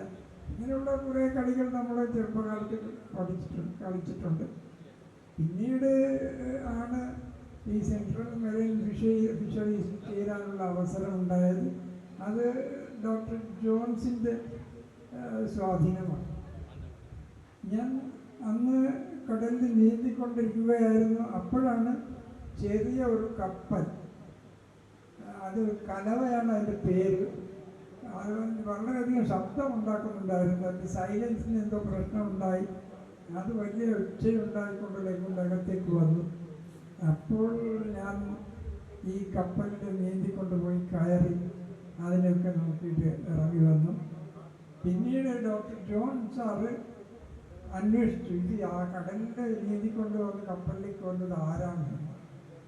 അപ്പോൾ നമ്മൾ ആ ഓഫീസ് അവിടെ ഉണ്ട്, ഒരു CFRൻ്റെ ഒരു സെൻറ്റർ അവിടെ ഉണ്ടായിരുന്നു.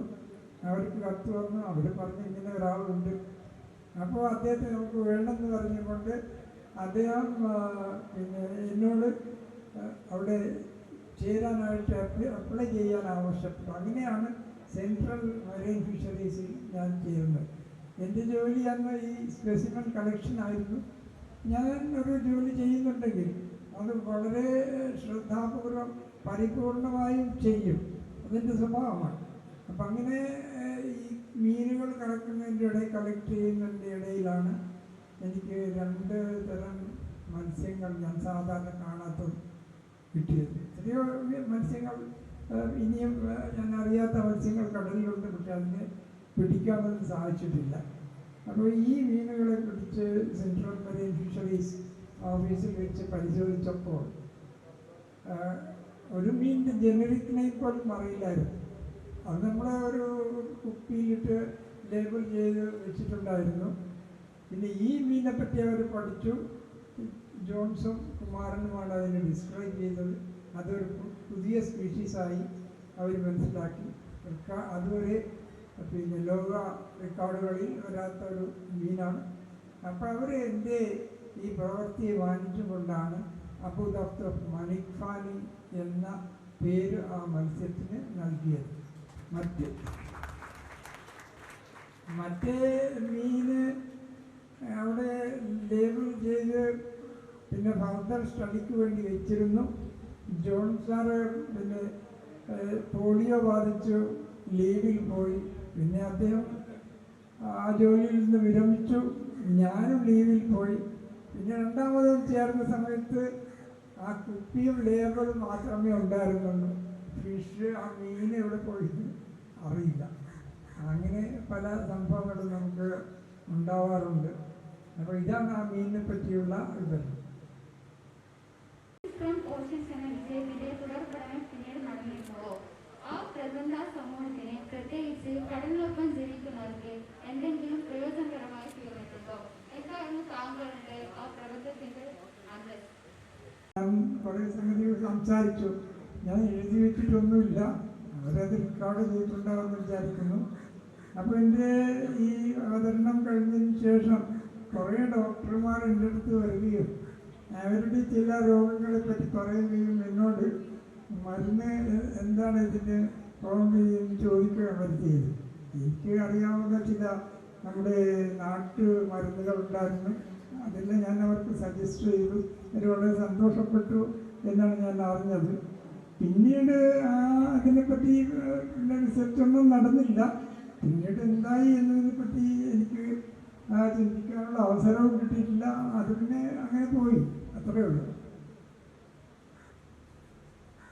ഓഫ് ഇൻവെൻഷൻ എന്ന ഒരു ആശയത്തെ മുൻനിർത്തിയാണല്ലോ സർ പല കണ്ടെത്തലുകളും നടത്തിയിട്ടുള്ളത് എന്ന് പറഞ്ഞിട്ടുണ്ടല്ലോ. എന്തെല്ലാമാണ് സാറിന്റെ പ്രധാനപ്പെട്ട കണ്ടെത്തലുകൾ? അറിയണം. അങ്ങനെ എൻ്റെ ഫാമിലിയും അതിനോട് ഒത്തുപോയി. അതുകൊണ്ട് എനിക്കൊരു പ്രശ്നം ഉണ്ടായിട്ടില്ല.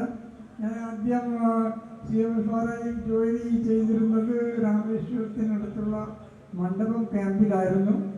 നമുക്കവിടെ ക്വാർട്ടേഴ്സൊക്കെ ഉണ്ട്, ഗവൺമെൻറ് ക്വാർട്ടേഴ്സ്. പക്ഷേ എനിക്ക് ആ ക്വാർട്ടേഴ്സിൽ താമസിക്കുന്ന ഇഷ്ടമില്ലായിരുന്നു. അങ്ങനെ ഞാനവിടെ പിന്നെ ഒരു ലാൻഡ് വാങ്ങിച്ചു കടക്കരയിൽ. വേതാള എന്നാണ് ആ സ്ഥലത്തിൻ്റെ പേര്. എന്നിട്ട് ഞാൻ ഒരു കുടിലുണ്ടാക്കി അതിലാണ് ജീവിച്ചുകൊണ്ടിരിക്കുന്നത്. ഇങ്ങനെ ജീവിച്ചുകൊണ്ടിരിക്കുമ്പോഴാണ് അവിടെ ഒരു വലിയൊരു സെമിനാർ, കോറൽ സിംപോസിയം, ഇൻ്റർനാഷണൽ സെമിനാറായിരുന്നു. അതിൽ പല രാജ്യങ്ങളിലെ വ്യക്തിത്വങ്ങൾ വന്നിരുന്നു. ഡോക്ടർ ജോൺസും അതിൽ പങ്കെടുത്തിരുന്നു. അപ്പോൾ സംഭവം എന്താണെന്ന് വെച്ചാൽ ഈ ഡോക്ടർ ജോൺസിനെ ഇൻ്റർവ്യൂ ചെയ്യാൻ വേണ്ടി കുറേ റിപ്പോർട്ടർമാർ അദ്ദേഹത്തിൻ്റെ അടുത്തേക്ക് പോയി. അവർ അദ്ദേഹത്തോട് ചോദിച്ചു, നിങ്ങളുടെ ഏറ്റവും വലിയ കണ്ടുപിടുത്തം എന്താണ്?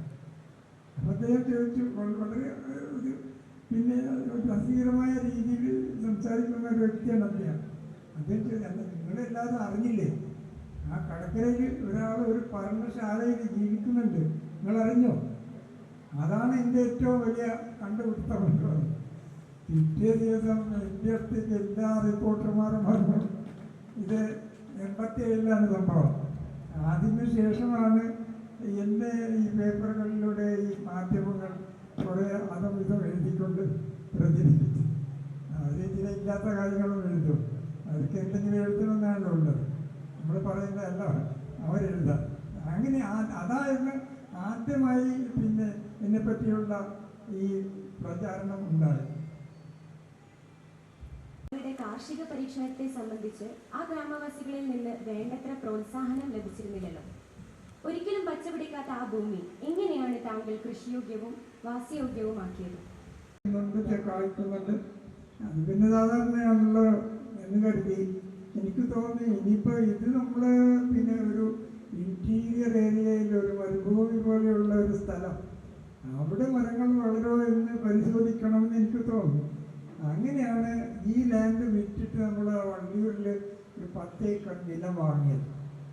ഇത് പിന്നെ ഒരു മരവും ഒന്നും ഇല്ലാത്തൊരു സ്ഥലമാണ്. നമ്മളന്ന് അവിടെ പോയപ്പോൾ അവിടെ ഒരാളുമില്ല. അവിടെ 2 കിലോമീറ്റർ ദൂരെ പോയാൽ മാത്രമേ ആളുകളെ കാണാൻ പറ്റുള്ളൂ. അവിടെ പോയി ഞാൻ എൻ്റെ ഫാമിലി എല്ലാവരും കൂടി പോയി. അവിടെ നമ്മളൊരു അവിടെ താമസിക്കണമെങ്കിൽ ഒരു സ്ഥലം ഉണ്ടാവണമല്ലോ. അവിടെ അന്ന് പോയി നിൽക്കാൻ പോലും തണലില്ലാത്ത ഒരു സ്ഥലമായിരുന്നു, അത്രയ്ക്ക് കൂടുതൽ വെയിൽ. അപ്പം നമ്മൾ പെട്ടെന്ന് സാധിക്കുന്ന രീതിയിൽ നമ്മളൊരു കുടിൽ അവിടെ ഉണ്ടാക്കുകയും അവിടെ താമസിക്കുവാൻ തുടങ്ങുകയും ചെയ്തു. അപ്പം അവിടെ വെള്ളം ഉണ്ടായിരുന്നില്ല, ബോർവെൽ ഉണ്ടാക്കണം. അതിനു മുമ്പേ അവിടെ നമ്മൾ താമസം തുടങ്ങി. പിന്നെ വെള്ളം കൊണ്ടുവരാൻ വേണ്ടി നമ്മൾ അവിടെ അടുത്തുള്ള ഗ്രാമത്തിൽ പോയി ബക്കറ്റിൽ നമുക്ക് ആവശ്യമുള്ള വെള്ളം കൊണ്ടുവരും. ഇങ്ങനെ കുറേ കഷ്ടങ്ങൾ സഹിക്കാതെ ഒന്നും ചെയ്യാൻ പറ്റില്ലല്ലോ. അങ്ങനെ നമ്മളെ കുറേ ജീവിച്ചതിന് ശേഷം അവിടെ പിന്നെ കുറേ ആളുകൾ വരാൻ തുടങ്ങി. കുറേ ചെടികളും മരങ്ങളും ഒക്കെ വളർന്നു. ഇപ്പോൾ അവിടെ പോയി നിങ്ങൾ നോക്കിയാൽ ഒരു 20ഓളം പിന്നെ നമ്മുടെ കോൺക്രീറ്റ് ബിൽഡിങ്സ് അവിടെ വന്നിട്ടുണ്ട്. അതൊരു ചെറിയൊരു ഗ്രാമമായി മാറിയിട്ടുണ്ടെന്ന് നിങ്ങൾക്ക് കാണാൻ പറ്റും. ഞാനിവിടെ ഡിഗ്രി ഫസ്റ്റ് ഇയർ വിദ്യാർത്ഥിനിയാണ്. എൻ്റെ ചോദ്യം ഇതാണ്. ഒമാനിലെ ഒരു മ്യൂസിയത്തിൽ താങ്കൾ പണിത ഒരു കപ്പലുണ്ട്. അതിൻ്റെ നിർമ്മാണം ഇന്നും ഒരു അത്ഭുതമാണ്. സിന്ധുബാദിൻ്റെ യാത്രയെ അനുസ്മരിപ്പിക്കുന്ന രീതിയിലായിരുന്നു അതിൻ്റെ യാത്രയെന്നും കേട്ടിട്ടുണ്ട്. അതിൻ്റെ കൗതുകങ്ങളെ പറ്റി ഒന്ന് പങ്കുവെക്കാമോ? കടൽ യാത്ര. അപ്പോൾ സിന്ധുബാദ് പിന്നെ അവിടെ ഒമാൻകാരനാണെന്നും അദ്ദേഹം പഴയകാലത്ത് നിങ്ങൾ ഇസ്ലാമിൻ്റെ കപ്പൽ പോലെ കപ്പലുണ്ടാക്കിയിരുന്നു എന്നുള്ള വിവരം നമ്മുടെ ടിം സെവറിൻ എന്ന് പറഞ്ഞ പിന്നെ സാഹസിക യാത്രകാരനും എഴുത്തുകാരനുമായ അദ്ദേഹം മനസ്സിലാക്കി. അദ്ദേഹത്തിന് ഈ ഇത് പ്രചോദനം കിട്ടിയത് തോർ ഹെയർദാൽ എന്ന് പറഞ്ഞ ഒരു നോർവീജിയൻ സാഹസിക യാത്രകാരനും എഴുത്തുകാരനും ഉണ്ടായിരുന്നു. അദ്ദേഹത്തിൽ നിന്നാണ് ഈ ടിം സെവറിന് പ്രചോദനം കിട്ടിയത്. അപ്പോൾ ഇദ്ദേഹം ഈ യാത്ര നടത്താൻ വേണ്ടി ശ്രമിച്ചു. ആദ്യമായിട്ട് ഇദ്ദേഹം വേറൊരു യാത്ര നടത്തിയിട്ടുണ്ട്. അതെന്താണെന്ന് വെച്ചാൽ സെൻറ്റ് ബ്രണ്ടൻ്റെ അമേരിക്കയിലേക്ക് പോയ കഥ. ഇത് ടിം സെവറിൻ സ്കൂളിൽ പഠിക്കുന്ന കാലത്ത് ഒരു ലാറ്റിൻ പോയമിൽ ഇതിൻ്റെ വിവരണമുണ്ട്. ഈ ടിം സെവർ പിന്നെന്താണ് സെൻറ്റ് ബ്രണ്ടൻ എങ്ങനെയാണ് ഇംഗ്ലണ്ടിൽ നിന്ന് അമേരിക്കയിലേക്ക് പോയത്. കൊളംബസൊക്കെ പോയതിന് എത്രയോ മുമ്പാണ്. അപ്പോൾ ഇത് പരിശോധിക്കുവാൻ വേണ്ടി അദ്ദേഹത്തിൻ്റെ കൂട്ടുകാരും ആ പോയമിൽ പറഞ്ഞ പ്രകാരമുള്ള ഒരു ചെറിയ ബോട്ട് ഉണ്ടാക്കുകയും അത് അവരെ തോല് കൊണ്ട് പൊതിഞ്ഞാണ് അന്ന് ഹൾ ഉണ്ടാക്കിയിരുന്നത്. ആദ്യമായിട്ട് ഫ്രെയിംസ് ഉണ്ടാക്കും, എന്നിട്ട് അതിന് തോല് കൊണ്ട് പൊതിയും. ഈസിയർ ആ ഒരു ബോട്ട് പോലെയാണ്, അതിലാണ് ഇവർ സഞ്ചരിക്കാറുണ്ടായിരുന്നത് എന്നാണ് ആ പോയമിൽ നിന്ന് അദ്ദേഹത്തിന് മനസ്സിലായത്. അപ്പോൾ അതേപോലെ അദ്ദേഹം ഒരു ബോട്ട് ഉണ്ടാക്കുകയും അദ്ദേഹത്തിൻ്റെ 3 കൂട്ടുകാരും ചേർന്ന് അവർ അമേരിക്കയിലെത്തുകയും ചെയ്തു. ഈ യാത്ര ചെയ്യുമ്പോഴാണ് ഇദ്ദേഹത്തിന് ഈ സിൻബാദ് യാത്രയും പരിശോധിക്കണമെന്ന് തോന്നിയത്. അങ്ങനെ ഈ സിൻബാദ് യാത്ര അതായത് ഒമാനിൽ നിന്ന് ചൈന വരെയുള്ള യാത്ര, ഈ യാത്ര ചെയ്യാൻ വേണ്ടിയുള്ള ഒരു കപ്പലുണ്ടാക്കണം. അത് അന്നും കപ്പൽ എങ്ങനെയാണോ ഉണ്ടാക്കിയത് ആ രീതിയിലായിരിക്കണം എന്നൊക്കെ കുറേ നിർബന്ധങ്ങളുണ്ട്. ആ കപ്പൽ ഉണ്ടാക്കുവാൻ വേണ്ടിയാണ് പിന്നെ എന്നെ ഇദ്ദേഹം സമീപിച്ചത്. അതെങ്ങനെയെന്ന് വെച്ചാൽ ഇദ്ദേഹം ഡോക്ടർ ജോൺസിൻ്റെ കുറേ പുസ്തകങ്ങൾ വായിച്ചിട്ടുണ്ട്. അങ്ങനെ ഇദ്ദേഹം ഡോക്ടർ ജോൺസിൻ്റെ അടുത്ത് വരികയും ഇതിനെപ്പറ്റി അന്വേഷിച്ചപ്പോൾ ഡോക്ടർ ജോൺസ് ഉടനെ എനിക്കൊരു ടെലിഗ്രാം അയക്കുകയും ചെയ്തു, നിങ്ങൾ ഉടനെ വരണം, ഇങ്ങനൊരു ആവശ്യമുണ്ടെന്ന് പറഞ്ഞു. അപ്പം ഞാൻ ടെലിഗ്രാം കിട്ടിയതിന് ശേഷം 1 മിനിറ്റ് പോലും പിന്നെ കളയാതെ ഉടനെ പുറപ്പെട്ടു വന്ന് അവിടെ എത്തി. 1 മണിക്കൂറിൻ്റെ വ്യത്യാസം ഉണ്ടായിരുന്നെങ്കിൽ എനിക്ക് പിന്നെ ഈ ടിം സെവറിനെ കാണാൻ പറ്റുകയില്ലായിരുന്നു. അത്രക്കും ടൈം ബൗണ്ടാണ് നമ്മുടെ പ്രോഗ്രാം. അപ്പോൾ അങ്ങനെ വന്നു, ആ ടിം സെവറിനെ കണ്ടു.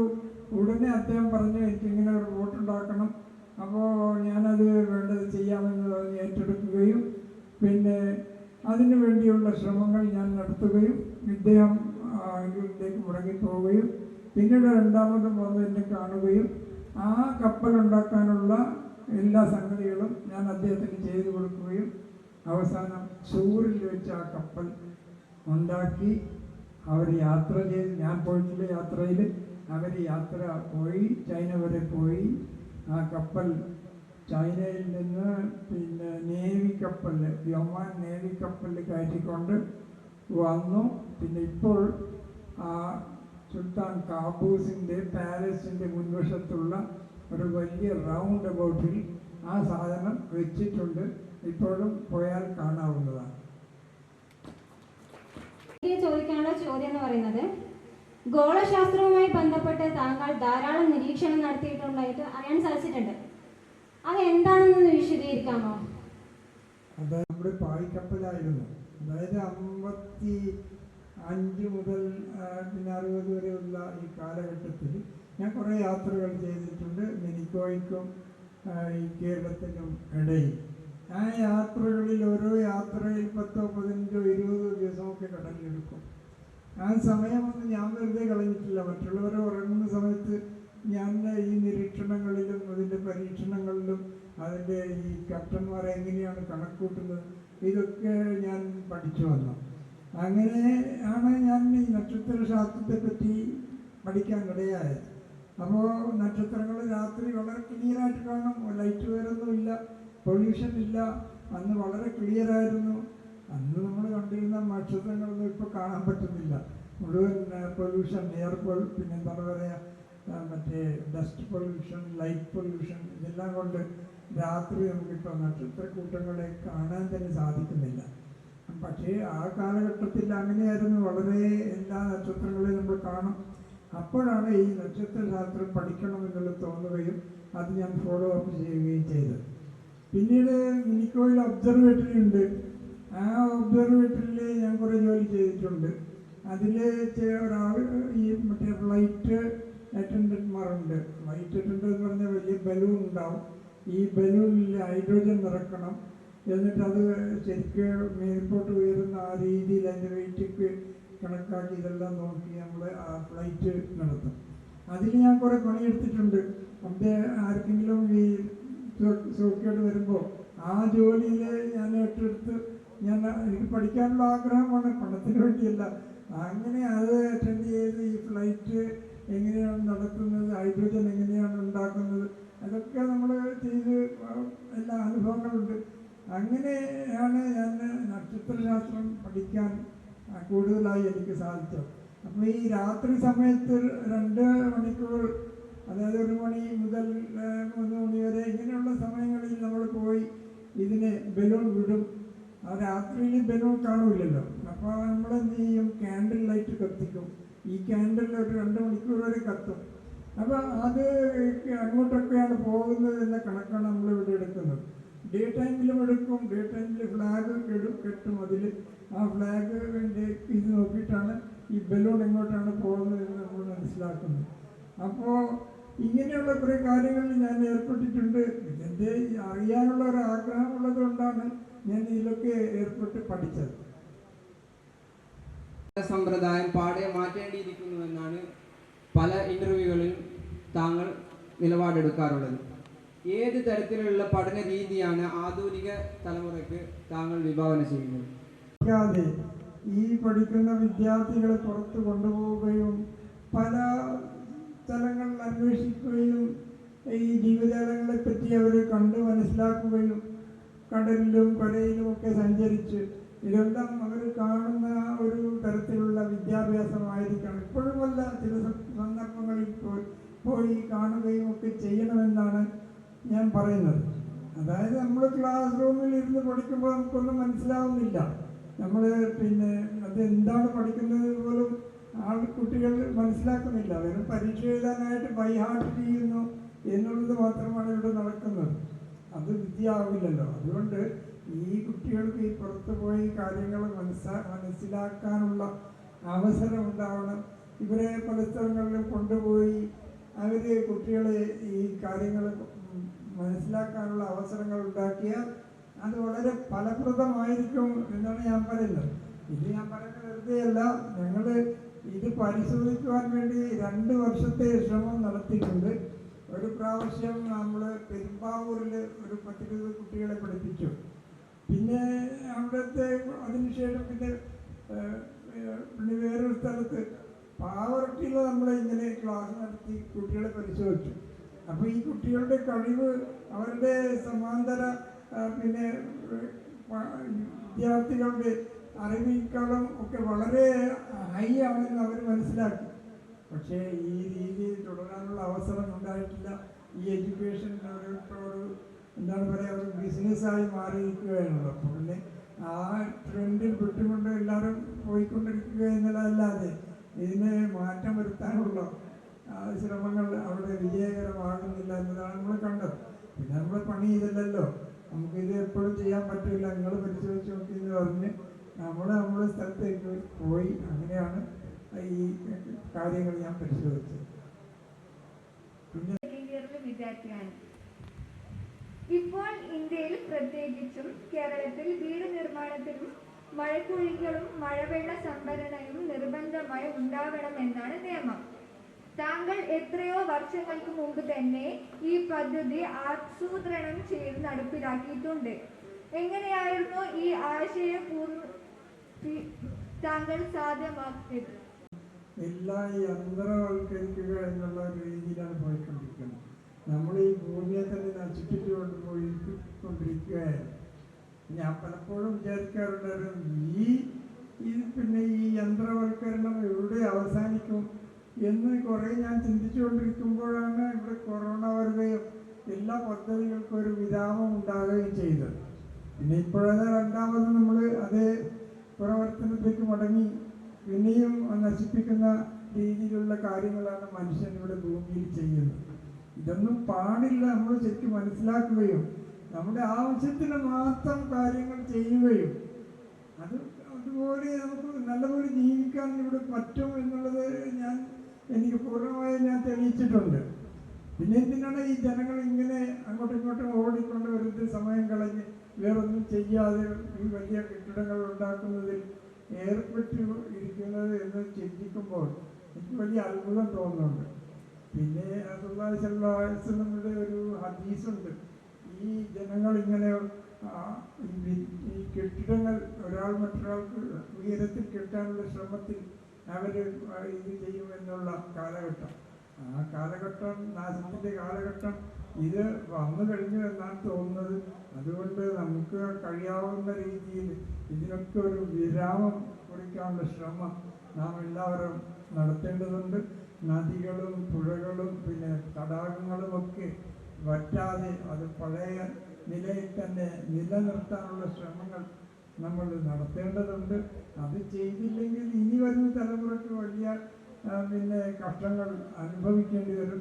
അത് നമ്മളെ കൊണ്ട് ഉണ്ടാകാൻ പാടില്ല. നമ്മൾ അവർക്ക് വേണ്ടി നമ്മളെ കിട്ടിയ നമ്മുടെ ഈ അവസ്ഥയെ അതേ അവസ്ഥയിൽ വിട്ടുകൊണ്ടായിരിക്കണം നമ്മൾ പോകുന്നത് എന്നതാണ് ഞാൻ കരുതുന്ന എൻ്റെ അഭിപ്രായം. ഇത് ഡിഗ്രി സെക്കൻഡ് ഇയർ വിദ്യാർത്ഥിയാണ്. സാർ, നിങ്ങൾ ഞങ്ങൾക്കൊരു പ്രചോദനമാണ്. എന്നാൽ അറബി ഭാഷ പ്രധാന ഭാഷയായി തിരഞ്ഞെടുത്ത് പഠിക്കുന്ന ഞങ്ങളെപ്പോലെയുള്ള വിദ്യാർത്ഥികൾക്ക് ശാസ്ത്ര സാങ്കേതിക മേഖലകളിലേക്ക് കാൽവെക്കാൻ കഴിയുമോ? എന്താണ് അതിനുള്ള കാര്യങ്ങൾ? അതൊന്ന് വിശദീകരിക്കാമോ? അറബിക്ക് വളരെ പ്രാധാന്യമുണ്ട്. പക്ഷേ ഈ അറബി പഠിപ്പിക്കുന്ന രീതിയാണ് ശരിയല്ലെന്ന് എനിക്ക് തോന്നുന്നത്. ഞങ്ങൾ പിന്നെ CMFRയിൽ ജോലി ചെയ്തിരുന്ന സമയത്ത് അവിടെ ഈ വലിയ PhD ഡോക്ടർമാർ അവിടെ ഉണ്ടായിരുന്നു. അവർക്ക് ഫോറിൻ ലാംഗ്വേജ് ഒന്ന് പഠിക്കണമെന്ന് പറഞ്ഞുകൊണ്ട് പിന്നെ അവരാവശ്യപ്പെട്ടു എന്നോട്, നമുക്ക് ഒരു ഫ്രഞ്ച് ക്ലാസ് നടത്തണം. അവിടെ CMFRയിൽ ക്ലാസ് റൂമൊക്കെ ഉണ്ട്. അപ്പോൾ ക്ലാസ് റൂം ഉപയോഗിക്കാൻ വേണ്ടി ആവശ്യപ്പെട്ടു.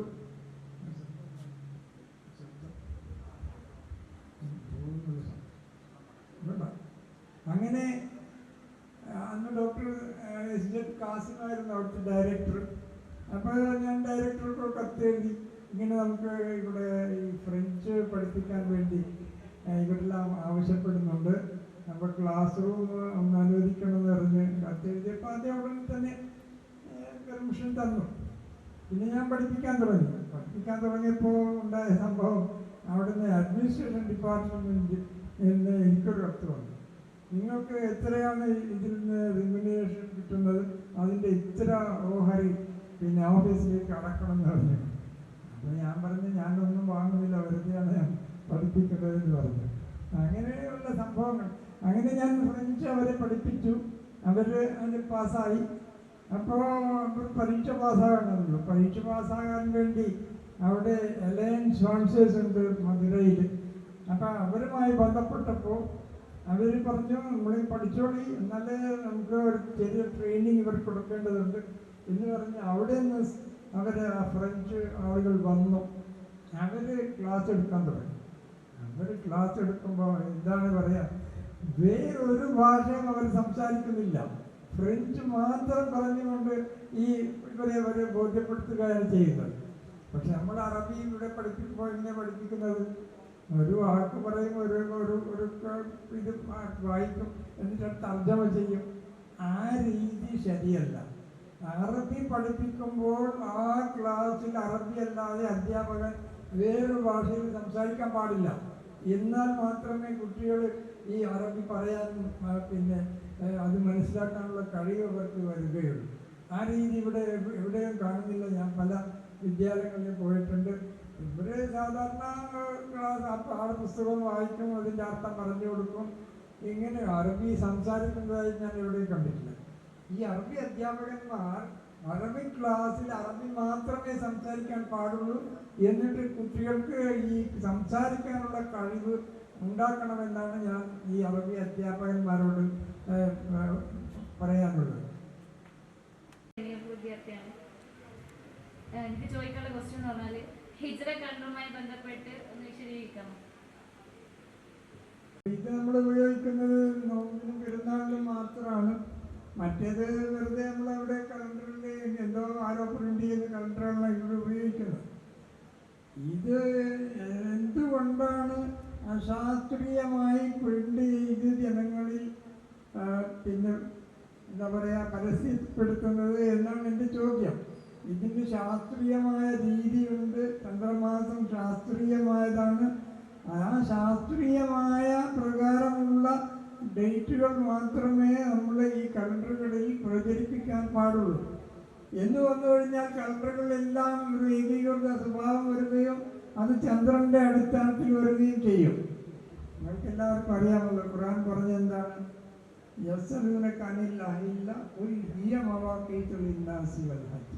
അവർ ചന്ദ്രകലകളെ പറ്റി ചോദിക്കുകയാണ്.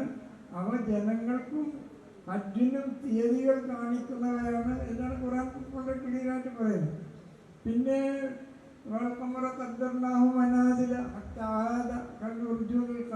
എന്ന് പറയുന്നുണ്ട്.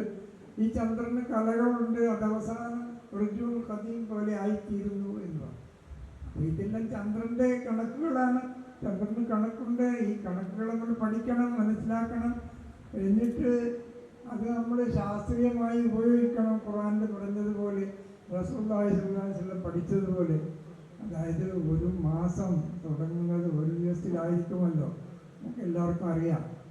ഇപ്പം നമ്മൾ ഈ മാസം ഈ ഫെബ്രുവരി ആണല്ലോ. ഈ ഫെബ്രുവരി പിന്നെ എത്ര തീയതിയാണ്? 25 ദിവസം വ്യാഴം അല്ലേ? 25 വ്യാഴം എന്നത് മാത്രമേ ലോകം മുഴുവൻ ഉണ്ടാകാൻ പാടുള്ളൂ. ചിലർക്ക് 24 ചിലർക്ക് 23 ആയാൽ ശരിയാവില്ല. ഒരു ചന്ദ്രനാണുള്ളത്, ഒരു ചന്ദ്രൻ്റെ മനാദിലാണ് ഇത് കുറിക്കുന്നത്. ഇതൊന്നും മനസ്സിലാക്കാതെ നാം വേറെ ബുദ്ധികളെ പോലെ പല മാതിരി തീയതികൾ ഇവിടെ പ്രചരിപ്പിച്ച് നമ്മുടെ സമൂഹം കുഴപ്പത്തിൽപ്പെടുകയാണ് ചെയ്യുന്നത്. ഇത് പിന്നെ വ്യക്തമാകുന്നത് റമദാനും പെരുന്നാൾ വരുമ്പോൾ മാത്രമാണ്. കാരണം നമ്മൾ മറ്റേത് ഉപയോഗിക്കാറില്ല.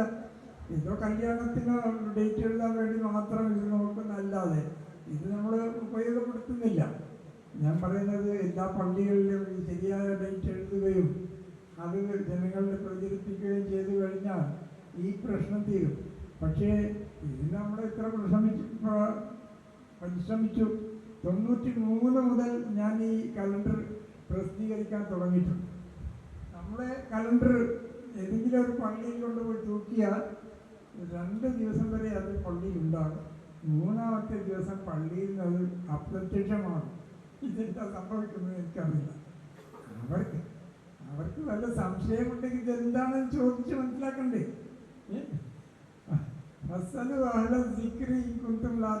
എന്നല്ലേ ഖുർആൻ പറയുന്നത്. അപ്പം നമ്മൾ ചോദിക്കുന്നതിന് ആരും ചോദിക്കുന്നില്ല.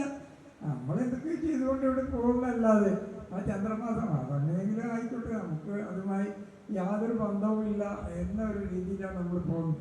ഈ അവസ്ഥ നമ്മൾ പഠിക്കുന്ന വിദ്യാർത്ഥികൾ എങ്കിലും മാറ്റണം. നമ്മൾ ചോദിച്ച് മനസ്സിലാക്കാനുള്ള ആ ഇത് നമുക്കുണ്ടാവണം. നമുക്ക് എന്തെങ്കിലും അറിയാത്തത് ഉണ്ടായാൽ നമ്മൾ എന്തിനായി മടിക്കുന്നത്? നമ്മൾ ചോദിച്ച് മനസ്സിലാക്കണം. നമുക്ക് ഹദീസിലൊക്കെ അവിടെ കാണുമല്ലോ എങ്ങനെയാണ് പിന്നെ ജിബ്രീൽ അലൈഹിസ്സലാം വന്ന് ഈ സഹാബാക്കളെ പഠിപ്പിച്ച ഒരു ഹദീസുണ്ട്. നിങ്ങൾ കേട്ടിട്ടുണ്ടാവും, മുഖ്യമായ ഹദീസാണ്. അപ്പോൾ റസൂലിനോട് ചോദിക്കുകയാണ്, ഇന്ന് ഇതെന്താണ് അതെന്താണ്? ഇപ്പോൾ റസൂലുള്ളാഹി സ്വല്ലല്ലാഹു അലൈഹി വസല്ലം അതിന് ഉത്തരം പറയാം. അതാണ് അപ്പോൾ ആ വ്യക്തി എങ്ങനെയാണ് പഠിക്കേണ്ടത്, എങ്ങനെയാണ് മനസ്സിലാക്കേണ്ടത്, അതായത് ചോദ്യോത്തരം. ഇതാണ് പഠിപ്പിക്കേണ്ട രീതി. ഇത് നമുക്ക് മനസ്സിലാക്കി കൊടുത്തു. പക്ഷേ നമ്മളിപ്പോൾ അറിയാത്ത എന്തെങ്കിലും ഉണ്ടായാൽ ചോദിക്കുന്നുണ്ടോ? നമ്മളിവിടെ ലജ്ജിക്കുകയാണ്. ചോദിച്ചാൽ നമുക്ക് അറിയില്ലെന്ന് വരുമല്ലോ, അപ്പോൾ ചോദിക്കേണ്ട എന്നുള്ള രീതിയിലാണ് പോകുന്നത്. അപ്പോൾ അതുകൊണ്ട് ചോദിക്കാതെ കാര്യം നമുക്ക് മനസ്സിലാവില്ല. നമ്മളിപ്പോൾ ഒരു സ്ഥലത്ത് പോയാൽ നമ്മളിപ്പോൾ ഈ വിദ്യാലയത്തേക്ക് വരണം. ഇവിടെ നമ്മൾ വന്നു, നമുക്കറിയാം ഇതെവിടെ ഉള്ളത്. അപ്പോൾ ഇങ്ങനത്തോട് ചോദിക്കണം, ആളുകളോട് ചോദിച്ച് മനസ്സിലാക്കിയത് മാത്രമേ നമുക്ക് ഈ സ്ഥലത്ത് എത്താൻ പറ്റുള്ളൂ. അതേപോലെ തന്നെയാണ് നമ്മുടെ ലക്ഷ്യത്തിലേക്ക് എത്തണമെങ്കിൽ നമ്മൾ ചോദിച്ചും അറിവ് സമ്പാദിച്ച് നമ്മളിത് ചെയ്യണം. അതാണ് ഖുർആൻ പറഞ്ഞത്, ഫസ്തും. അതുകൊണ്ട് ചോദിക്കുന്നതിൽ ആർക്കും വിഷമം ഉണ്ടാകാൻ പാടില്ല, ചോദിച്ച് കാര്യങ്ങൾ മനസ്സിലാക്കാം. പിന്നെ വരുന്നതാണ് പിന്നെ ബഹുമാനപ്പെട്ട അലി സാർ പറഞ്ഞതുപോലെ വിദ്യാഭ്യാസപരമായി കുട്ടികൾക്ക് ഉന്നതിയിലേക്ക് എത്താനും ശാസ്ത്രീയമായും പിന്നെ ഖുർആനെ കുറിച്ചും ഈ പ്രപഞ്ചത്തെക്കുറിച്ചും ബോധമുണ്ടാക്കാനും പറ്റുന്ന രീതിയിലുള്ള വിദ്യാഭ്യാസം, ആ വിദ്യാഭ്യാസത്തിനുള്ള ഒരു മാതൃക അങ്ങയുടെ കയ്യിലുണ്ട് താങ്കൾ പറഞ്ഞിട്ടുണ്ട്. അപ്പോൾ ഈ സ്ഥാപനത്തിൻ്റെ പിന്നെ ഉത്തരവാദപ്പെട്ട ആളുകളോട് അത് ചർച്ച ചെയ്യാനും അങ്ങനെ ഒരു സംവിധാനം കൂടി ഇത് നിലവിലുള്ള സംവിധാനം നിലനിർത്തിക്കൊണ്ട് തന്നെ അങ്ങനെ ഒരു സംവിധാനം കൂടി നമുക്ക് ഇതിനോട് കൂട്ടിച്ചേർക്കാനുള്ള ഒരു സാധ്യത താങ്കൾ കാണുന്നുണ്ടോ? ഉണ്ടെങ്കിൽ അതിനുള്ള ഒരു ശ്രമം നടത്താൻ ഈ മാനേജ്മെന്റിന്റെ ആളുകൾക്കും ഇതുമായി ബന്ധപ്പെടുന്ന ആളുകൾക്കുമുള്ള ആ ഒരു അവസരം ഉണ്ടാകുമെന്ന് അറിയാം. ഐഡിയാസ് എന്ന് പറഞ്ഞിട്ടാണ്. അപ്പോൾ എനിക്കുള്ള ഇതിൻ്റെ ആശയങ്ങൾ ഞാൻ പറഞ്ഞുതരാം. അത് നിങ്ങൾക്ക് പ്രാവർത്തികമാക്കാൻ പറ്റുമോ ഇല്ലേ എന്നുള്ളത് ചിന്തിക്കാം. അത് നമ്മൾ ചെയ്യണം. എന്നാൽ മാത്രമേ നമുക്ക് ചില മാറ്റങ്ങൾ വരുത്താൻ പറ്റുകയുള്ളൂ എന്നാണ് എനിക്ക് തോന്നുന്നത്. ലോകത്ത് ഒരു ദിവസം നോമ്പും ഒരു ദിവസം പെരുന്നാളും ആചരിക്കാൻ പറ്റുമോ ഇല്ല എന്നുള്ളതാണ്. അത് ആചരിക്കുന്ന വ്യക്തിയാണ് ഞാൻ. പക്ഷേ ഇത് ഞാൻ 5-8 വർഷമായിട്ട് ഇതിങ്ങനെ പറഞ്ഞ് ഏടി എത്തുന്നില്ല. നിങ്ങളായിട്ട് നല്ല പരിചയമുണ്ട്. അപ്പോൾ അതിനെപ്പറ്റി ഒന്ന് വിശദീകരിച്ചാൽ, ലോകത്ത് ഒരു ദിവസം വെള്ളിയാഴ്ചയാകുമ്പോൾ ലോകത്ത് എല്ലായിടത്തും ഒരു ദിവസം വെള്ളിയാഴ്ച ആകുന്നുണ്ടല്ലോ. അതുപോലെ ഇത് നോമ്പ് പെരുന്നാൾ ഒരു ദിവസം ടൈമിംഗ് ആയിട്ടാണ് ഇവർ ബന്ധപ്പെടുത്തുന്നത്, സമയമായിട്ട്. അതൊന്ന് വിശദീകരിച്ചാൽ കൊള്ളാം. ഒരു മാസം എത്ര ദിവസത്തിൽ പിറക്കും? ഒരു ദിവസത്തിൽ മാത്രമല്ലേ ഉള്ളൂ. 2-3 ദിവസത്തിൽ ഒരു മാസം പിറക്കും ഇല്ലല്ലോ. അപ്പോൾ ഒരു കുട്ടിയുടെ ജനനം എത്ര ദിവസത്തിലാണ് ഉണ്ടാവുക? ഒരു ദിവസത്തിൽ മാത്രമേ ഉണ്ടാവുള്ളൂ. അപ്പോൾ ഈ കുട്ടിയുടെ ജനനം കുറിക്കണമെങ്കിൽ ഒരു തീയതി വേണം. അപ്പോൾ ആ തീയതി രണ്ടാകാൻ പറ്റില്ലല്ലോ. അതേപോലെ തന്നെയാണ് ഇതിന് ചില കണക്കുകളുണ്ട്, ഇന്ന് ശാസ്ത്രമുണ്ട്, ഖുർആനിൻ്റെ ഇതിൻ്റെ എല്ലാ വിവരങ്ങളും അല്ലാഹു തന്നിട്ടുണ്ട്. അത് മനസ്സിലാക്കുകയും അതനുസരിച്ചുള്ള കലണ്ടറുകൾ നമ്മളിവിടെ പ്രസിദ്ധീകരിച്ചാൽ ഈ പ്രശ്നം തീരും. അതല്ലാതെ പല മാതിരി കലണ്ടറുകൾ നമ്മൾ അടിച്ചിറക്കിയുടെ ജനങ്ങളുടെ കുഴപ്പമുണ്ടാക്കിയാൽ ഇതിന് ഒരു കാലത്തും ഒരു അവസാനം ഉണ്ടാവുകയില്ല. അതുകൊണ്ട് ഇതിൽ വേണ്ട എന്താണ്, ഇതിൽ ബന്ധപ്പെട്ട ഒരു വിഷയം പഠിക്കുകയും അത് ശരിയായ ജനങ്ങളിലേക്ക് എത്തിക്കുകയും ചെയ്താൽ ഇങ്ങനെയുള്ള പ്രശ്നങ്ങൾ തീരും. നമ്മൾ ചെയ്യേണ്ടതുണ്ട്. പറഞ്ഞെങ്കിൽ വെള്ളിയാഴ്ച എല്ലാവരും ഒരു ദിവസത്തിൽ ജുമാ നമസ്കരിക്കുകയോ പെരുന്നാൾ ശനിയാഴ്ചയും ഞായറാഴ്ചയും ആകാൻ പറ്റുമോ? ഇല്ലല്ലോ. അത് ചിന്തിക്കാത്തതിൻ്റെ ഒരു പ്രശ്നമാണ്.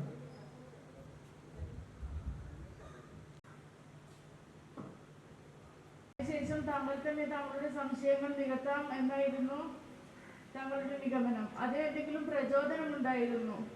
3 വർഷം മാത്രം താങ്കൾ ഔപചാരിക വിദ്യാഭ്യാസം നേടി, അതിലെന്തെങ്കിലും പ്രചോദനം ഉണ്ടായിരുന്നു? അങ്ങനെ എന്തെങ്കിലും ഉണ്ടായിരുന്നെങ്കിൽ വിശദീകരിക്കാമോ? അപ്പോൾ നമുക്ക് നമ്മൾ പഠിപ്പിക്കാൻ വേണ്ടി നമുക്ക് നമ്മുടെ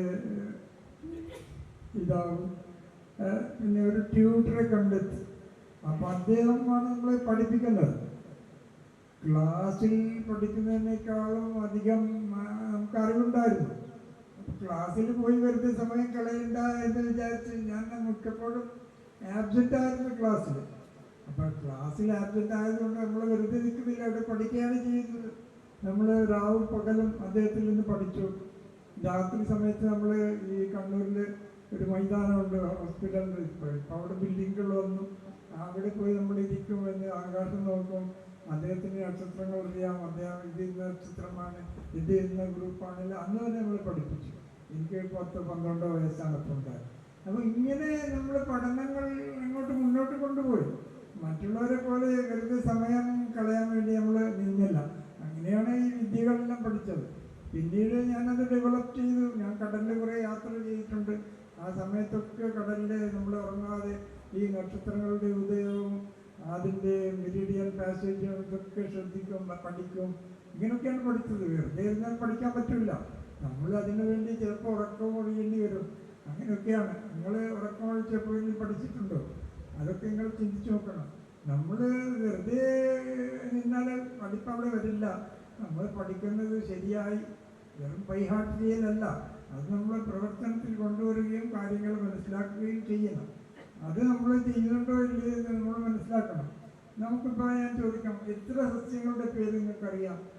ആർക്കെങ്കിലും ഒരു സസ്യത്തിൻ്റെ ബൊട്ടാനിക്കൽ നെയിം, ശാസ്ത്രീയ നാമം പറയാൻ പറ്റും? വിദ്യാർത്ഥികളോടും ചോദിക്കുക. ഡിഗ്രി പഠിക്കുന്ന വിദ്യാർത്ഥികളാണല്ലോ. നമ്മളെപ്പോഴെങ്കിലും ഇവിടെ നമ്മൾ കാണുന്ന ഈ മരങ്ങൾ, അതിൻ്റെ സയൻറ്റിഫിക് നെയിം എന്താണ്, അതെന്താണെന്ന് പഠിക്കാൻ ശ്രമിച്ചിട്ടുണ്ടോ?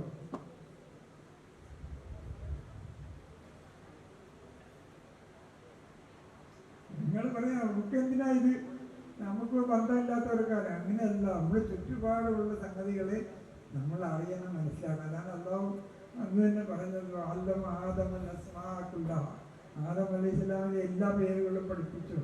ഈ പേരുകൾ വലിയ കാര്യമാണ്. അപ്പം ഈ പേരുകൾ അറിഞ്ഞത് കൊണ്ടാണ് മലക്കുകളോട് ആദമിന് സുജൂദ് ചെയ്യാൻ പറയുന്നത്. അപ്പോൾ നമ്മൾ ഇത് മനസ്സിലാക്കണം. ഇപ്പോൾ നമ്മൾ ചുറ്റുപാടും കാണുന്ന സാധനങ്ങളുടെ ഇവിടെ പല ജീവജാലങ്ങളുണ്ട്, നമ്മൾ അറിയാത്ത എത്രയോ ജീവികളുണ്ട്.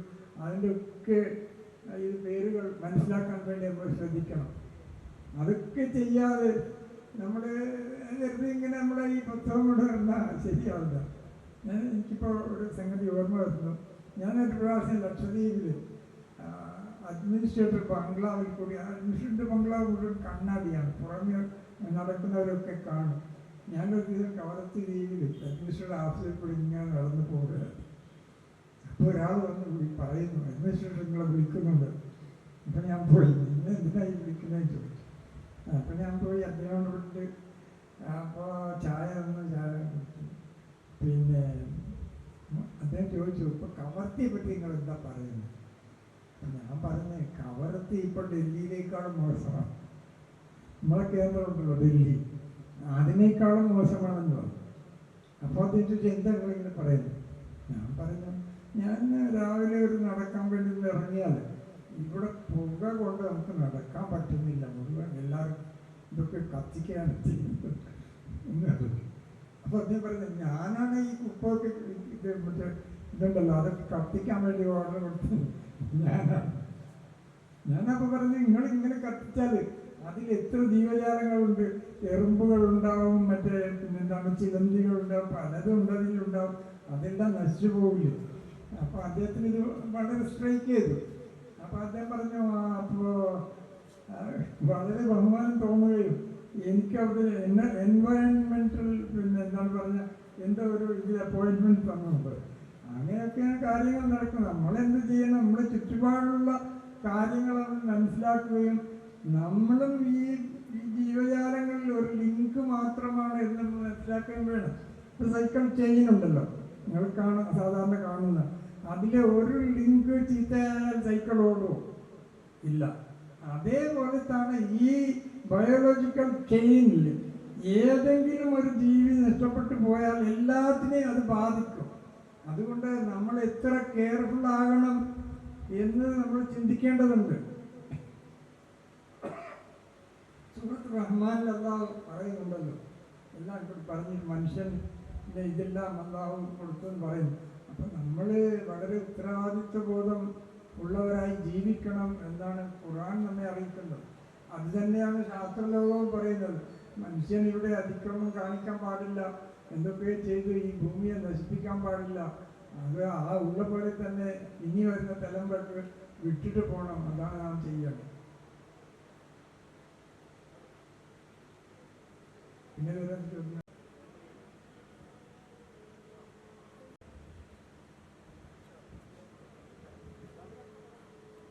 സ്റ്റുഡൻ്റാണ്. എനിക്ക് ചോദിക്കാനുള്ളത്, ഔപചാരിക ആദ്യമുള്ള വിദ്യാഭ്യാസം ഇല്ലാതെ തന്നെ താങ്കൾ എല്ലാ ഉന്നത നിലയിൽ എത്തിയിട്ടുണ്ട്. അപ്പോൾ താങ്കളുടെ സോഴ്സ് ഓഫ് ഇൻസ്പിറേഷൻ എന്താണ്? മാതാപിതാക്കളാണോ, അതോ താങ്കളുടെ ചുറ്റുപാടാണോ, അതോ താങ്കൾ പ്രതിനിധാനം ചെയ്യുന്ന മതമാണോ? ആമീനായിരുന്നു. അദ്ദേഹത്തിന് മഹൻ ഭാഷ, പിന്നെ ഉറുദു അറിയാം, പിന്നെ ഖുർആൻ വായിക്കാൻ അറിയാം, അതല്ലാതെ വേറെ എഡ്യൂക്കേഷനൊന്നും അദ്ദേഹം ഉണ്ടായിരുന്നില്ല. മലയാളമൊന്നും അദ്ദേഹത്തിന് അറിയില്ല. അപ്പോൾ അങ്ങനെ നമ്മൾ ഇങ്ങനെ എന്തുകൊണ്ട് പഠിച്ചു എന്ന് ചോദിച്ചാൽ അതിന് പ്രചോദനം കിട്ടിയ പല അനുഭവങ്ങളുണ്ട്. മിനിക്കോയി ഒറ്റപ്പെട്ട് കിടക്കുന്ന ഒരു ദ്വീപാണ്. പണ്ട് കാലത്ത് ഈ കടൽ സഞ്ചാരികൾ ചില ബോട്ടിൽ ഒരാൾ മാത്രം ഉണ്ടാവും, ചിലതിൽ 2 പേരുണ്ടാവും, ചിലതിൽ ഭാര്യയും ഭർത്താവും 2 പേരുണ്ടാവും. ഇങ്ങനെയുള്ള കുറേ ബോട്ടുകൾ നമ്മളെ ദ്വീപിലേക്ക് വരും. അവർ ലഗൂണിലേക്ക് കടന്നു വന്ന് നമ്മുടെ വീട് പിന്നെ കടലിനടുത്താണ്. അപ്പോൾ അവർ വന്നിട്ട് ആങ്കർ ചെയ്യുന്നതിൻ്റെ നേരെയാണ്. അപ്പോൾ നമ്മൾ കുട്ടികളൊക്കെ പോയി നോക്കും. അപ്പോൾ അവിടെ ഈ ആങ്കർ ചെയ്യുന്ന കണ്ടാൽ ഈ യൂറോപ്യൻസ് ആയിമാർ അവരെ നമ്മൾ കൈ കൊണ്ട് ഇങ്ങനെ വിളിക്കും. അപ്പോൾ അവർ വളരെ സന്തോഷത്തോടുകൂടി അവരുടെ ഈ എയർ ഇൻഫ്ലേറ്റിംഗ് ബോട്ടുണ്ടാവും, അത് അവരെ കാറ്റടിച്ച് ഒക്കെ അതിൽ ഇറങ്ങിയിട്ട് അവർ വരും. അപ്പോൾ അവർ വന്നാൽ നമ്മൾ ഇളനീരും പിന്നെ മറ്റ് സൽക്കാരങ്ങളൊക്കെ കൊടുത്ത് അവരെ സ്വീകരിക്കും. അപ്പം അവർ പറയുന്ന ഭാഷകൾ പലതായിരിക്കും. അപ്പോഴാണ് ഈ ഭാഷകൾ പഠിക്കണം എന്നുള്ളൊരു ഇത് എനിക്കുണ്ടായത്. അത് ഞാൻ പിന്നെ ഫോളോ അപ്പ് ചെയ്തു. അങ്ങനെയാണ് പഠിക്കുന്നത്. നമ്മളത് കണ്ട പിന്നെ കുട്ടികളെ എന്തായില്ല, നമ്മളെ ഫോളോ അപ്പ് ചെയ്യണം. നിങ്ങൾക്ക് അതേമാതിരി പല ഡ്രീംസ് ഉണ്ടാവും. ഈ ഡ്രീംസ് നമ്മൾ എന്ത് ചെയ്യണം? ഫോളോ അപ്പ് ചെയ്യണം. എന്നാൽ മാത്രമേ നമുക്ക് മുമ്പോട്ട് പോകാൻ പറ്റുകയുള്ളൂ. നമ്മൾക്ക് ഉള്ളിലുണ്ടാകുന്ന ഈ ഡ്രീംസ്, നമ്മുടെ പല ആശയങ്ങൾ, ഓരോരുത്തർക്കും പലമാതിരിയുള്ള ഡ്രീംസ് ഉണ്ടാവും. അത് എന്ത് ചെയ്യണം? അത് ഡെവലപ്പ് ചെയ്തുകൊണ്ട് വരണം. എന്നാൽ മാത്രമേ നമുക്ക് ജീവിതത്തിൽ വിജയം നേടാൻ സാധിക്കുകയുള്ളൂ. താങ്കൾ കാർഷിക രംഗത്ത് ഇടപെട്ടിട്ടുണ്ടെന്നാണ് ഞാൻ മനസ്സിലാക്കുന്നത്. ഇപ്പോൾ ഇന്ന് കഴിഞ്ഞ ഹരിത വിപ്ലവത്തിൻ്റെ ഫലമായിട്ടാണ് ഭക്ഷ്യസുരക്ഷ ഉണ്ടായത് എന്ന് ശക്തമായി വാദിച്ചുകൊണ്ടിരിക്കുന്ന വലിയൊരു വിഭാഗം ജനങ്ങൾ ഇന്നും പിന്നെ എല്ലാ രാജ്യങ്ങളിലുമുണ്ട്. അതായത് കീടനാശിനിയും രാസവളങ്ങളുമാണ് ഈ ഭക്ഷ്യസുരക്ഷ ഉണ്ടാക്കിയത് എന്ന്. അതേസമയത്ത് മറുഭാഗത്ത് കീടനാശിനിയും രാസവളങ്ങളും പാടെ ഉപേക്ഷിക്കണമെന്നും അത് ഭൂമിയെയും മണ്ണിനെയും നശിപ്പിക്കുന്നതാണ് എന്നും അതിന് പകരമായി ജൈവവളങ്ങളും കീടനാശിനികളും ഉപയോഗിച്ചുകൊണ്ട് തന്നെ ഭക്ഷ്യസുരക്ഷ ഉണ്ടാകുമെന്നും വാദിക്കുന്ന ആളുകളുണ്ട്. പക്ഷെ അവർക്ക് ഇന്നും മേൽക്കോയ്മ ഉണ്ടായിട്ടില്ല. നമ്മളെ കേരള സർക്കാർ പോലും ഇന്നും പരിപൂർണമായി ജൈവ രീതിയെ പ്രോത്സാഹിപ്പിക്കുന്ന അവസ്ഥയിലേക്ക് പൂർണ്ണമായി എത്തിയിട്ടില്ല. ഇതിൽ താങ്കൾ മുന്നോട്ട് വെക്കുന്ന ആശയം എന്താ? ഞാൻ പറയുന്നില്ല, എന്നെ ആരെങ്കിലും ഫോളോ ചെയ്യണമെന്ന് ഞാൻ പറയുന്നില്ല. എൻ്റെ സ്വന്തം മക്കൾ തന്നെ എന്നെ ആരും ഫോളോ ചെയ്യില്ല. അപ്പോൾ എന്താണെന്ന് വെച്ചാൽ ഞാനീ പരിശോധിച്ച് നോക്കി, നമുക്ക് കുറച്ച് സ്ഥലമുണ്ടെങ്കിൽ ആ സ്ഥലത്ത് നമുക്ക് ജീവിക്കാൻ പറ്റുമോ അല്ലേ എന്ന് ഞാൻ പരിശോധിച്ച് നോക്കി. 2-3 കൊല്ലം കൊണ്ട് നമുക്ക് മനസ്സിലാക്കാൻ പറ്റും. ഞാൻ വള്ളിയൂരിൽ ഒരു സ്ഥലം വാങ്ങിച്ചു. അവിടെ മരങ്ങളൊന്നും ഉണ്ടായിരുന്നില്ല. പക്ഷേ നമുക്ക് അവിടെ കിട്ടുന്ന ഈ ചെടികളുടെ ഇലകളും മറ്റും കഴിച്ചുകൊണ്ട് ജീവിക്കാൻ പറ്റുമെന്ന് ഞാൻ മനസ്സിലാക്കി. പിന്നെ അറിയാനിടയായ ഒരു തേങ്ങാസ്വാമി എന്ന് പറയപ്പെടുന്ന ഒരാൾ, നിങ്ങൾ കേട്ടിട്ടുണ്ടോയെന്നറിയില്ല. അവിടെ രാമകൃഷ്ണൻ എന്ന് പറഞ്ഞ ഒരു അധ്യാപകനുണ്ടായിരുന്നു. അദ്ദേഹത്തിൻ്റെ ഒരു തോന്നൽ, ഏറ്റവും ഉയരത്തിൽ കായ്ക്കുന്നതായിരിക്കുമല്ലോ ഏറ്റവും നല്ല ആഹാരം. അപ്പോൾ അത് തേങ്ങയാണ്.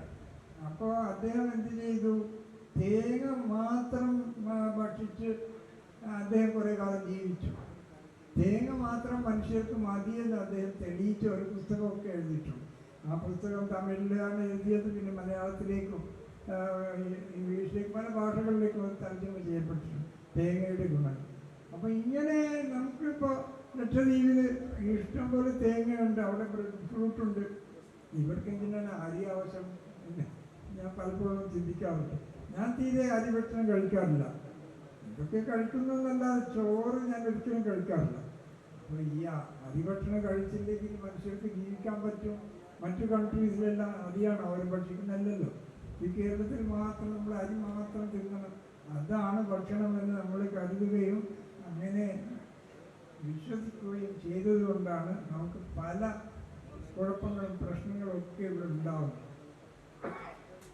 അപ്പോൾ നമ്മുടെ ഈ വിശ്വാസങ്ങളാണ് മാറ്റേണ്ടത്.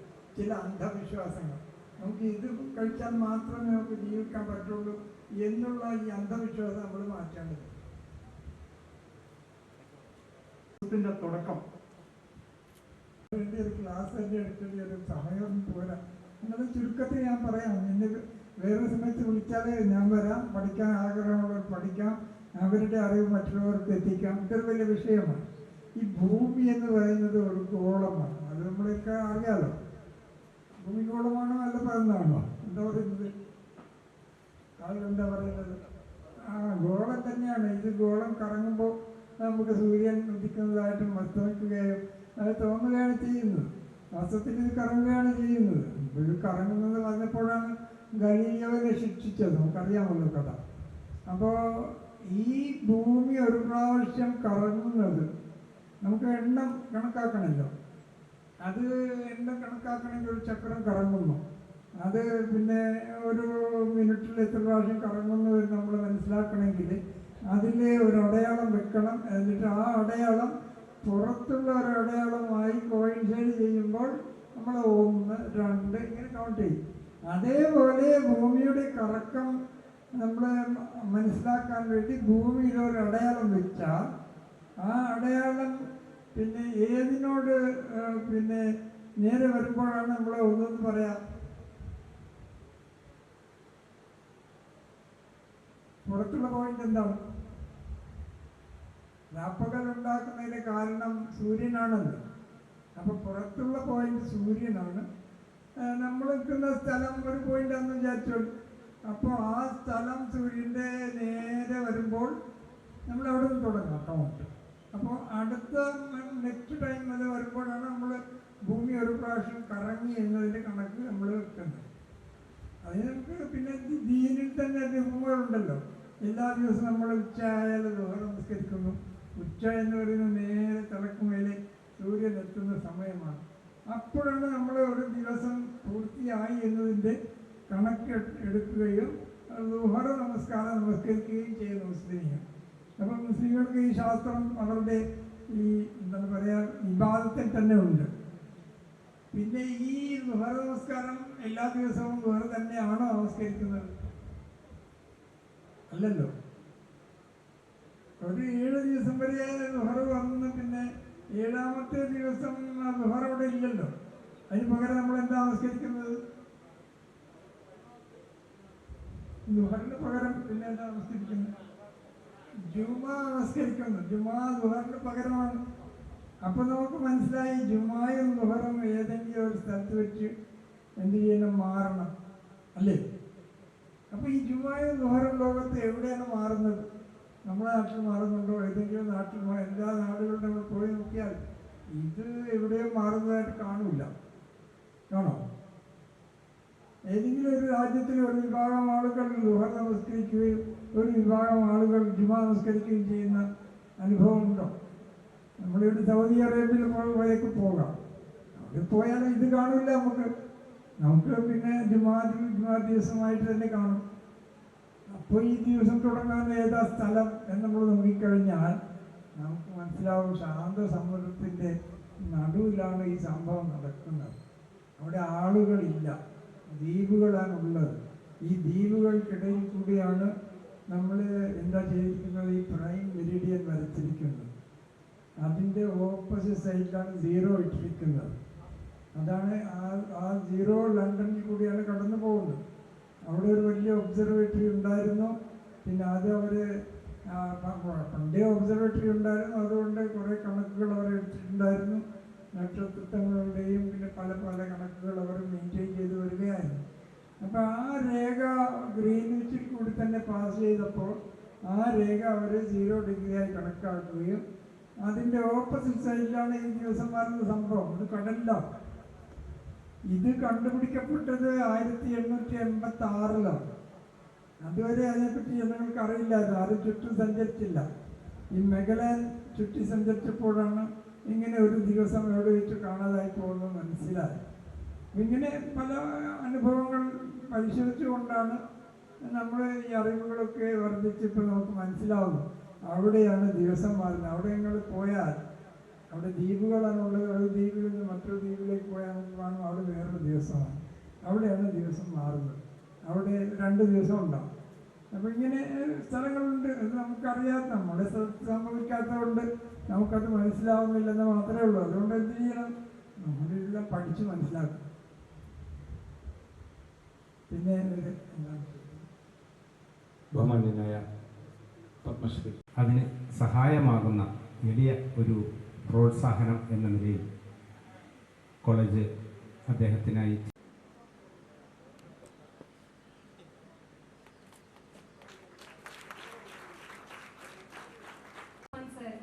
എല്ലാവിധ നന്ദിയും കൃതജ്ഞതയും രേഖപ്പെടുത്തുന്നു.